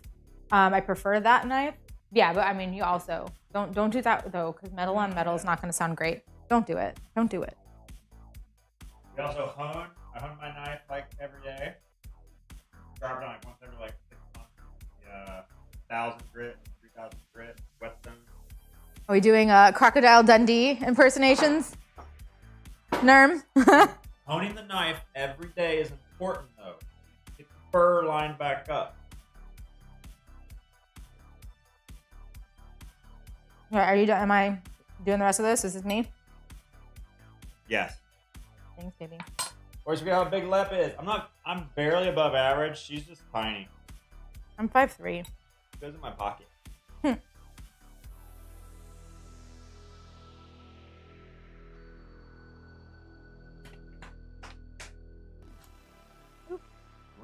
wood.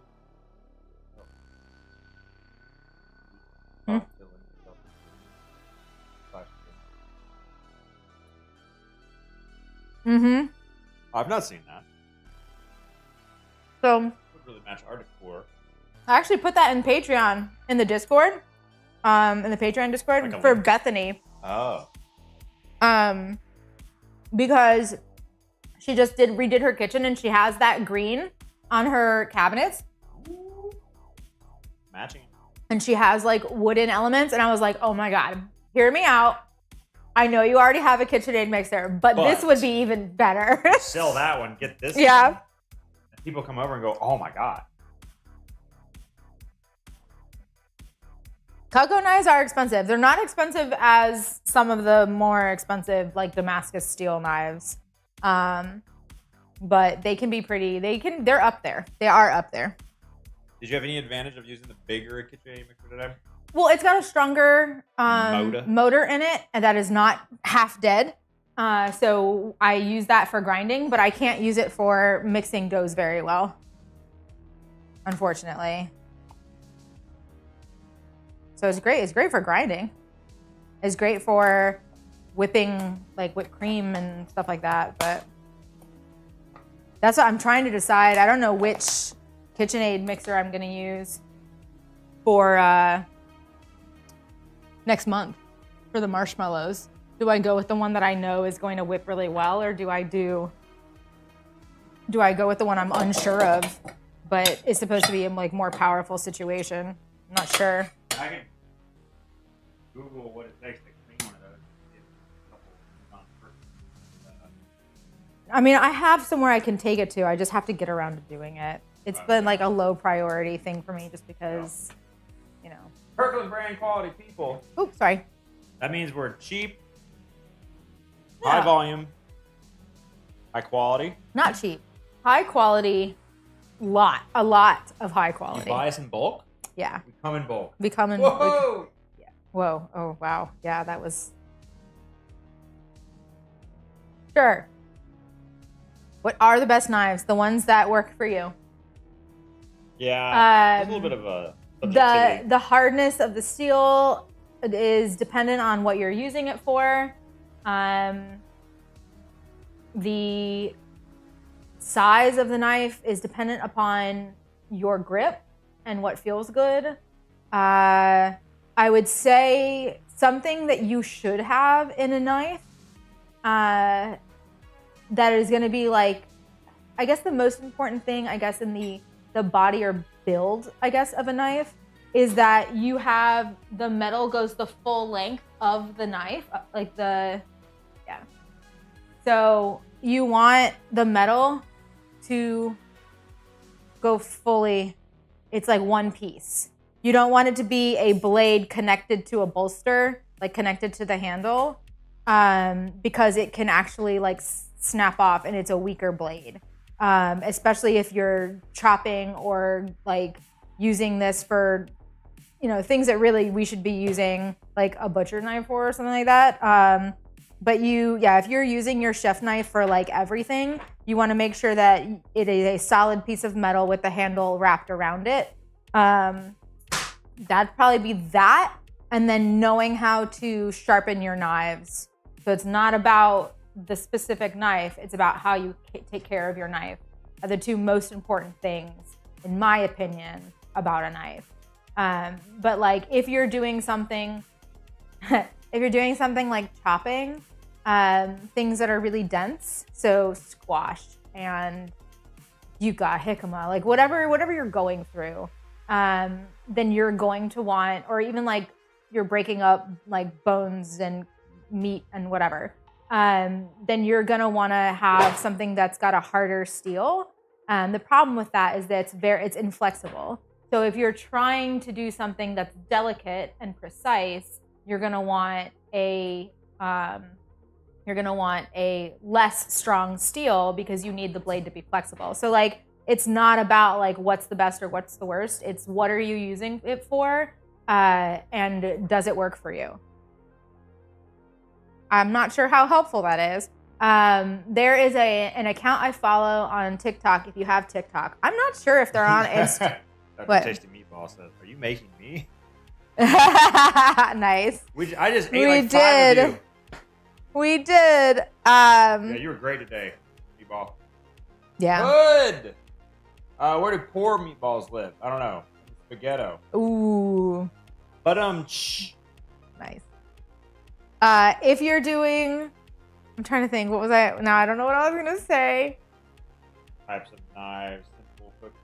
Oh, maybe. I don't know if they have an Instagram, but they do have a TikTok, and I'm pretty sure they also have a website. But there's a couple out of LA that do, a lot of it is cookbook recommendations. They'll like cook their way through a cookbook, and then they'll give recommendations on the recipes themselves, the ability to understand the copy, all of the writing and instructions in the cookbook, and then like just generally how good it is, the layout and design of the cookbook and all that kind of stuff. But they will also do reviews on different kitchen tools. So knives, cutting boards, thermometers, like all that kind of stuff. The account is Cultflav, CULTFLAV, and they're great. And I love watching their stuff, especially, I think his name, I want to say his name is Bryn. He gets super, super nerdy about the materials that things are made out of and like all of the science and stuff that goes into like why it's shaped a way or why something is used for a certain reason. And we all know me, science, yes. So I get really into those videos and I nerd out watching them. But if you're looking for specific kitchen tools, you can go there and see if they have a review, and they're usually pretty good about it. I trust them. We don't make mistakes. We have happy accidents.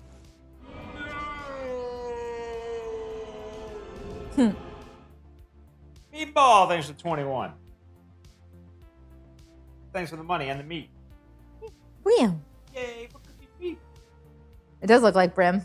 Well, That is that is nice. blip. Blip. Okay, well, we should get cleaning. They're going to Kids- be home in an hour. Yep, kids will be here in an hour. We got our thing tonight. Yep. I gotta do the YouTube stuff.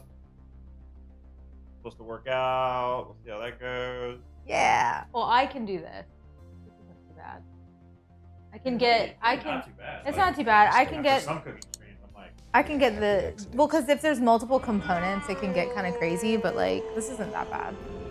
yo, Chucky, Chicken nuggies. Chicky Nuggy. Thanks for 29. Free money. And then start on time tomorrow. Woo! Yay! Maybe. For some bounty prep. Okay. We're out. Yes. Yeah, I'm gonna get sleepy after eating all the bread and the meatballs. I'm not gonna lie. No sleep. Not gonna lie. Only thing.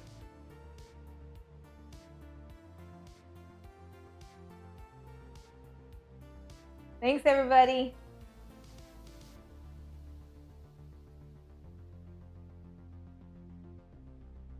We'll see you tomorrow. Bye.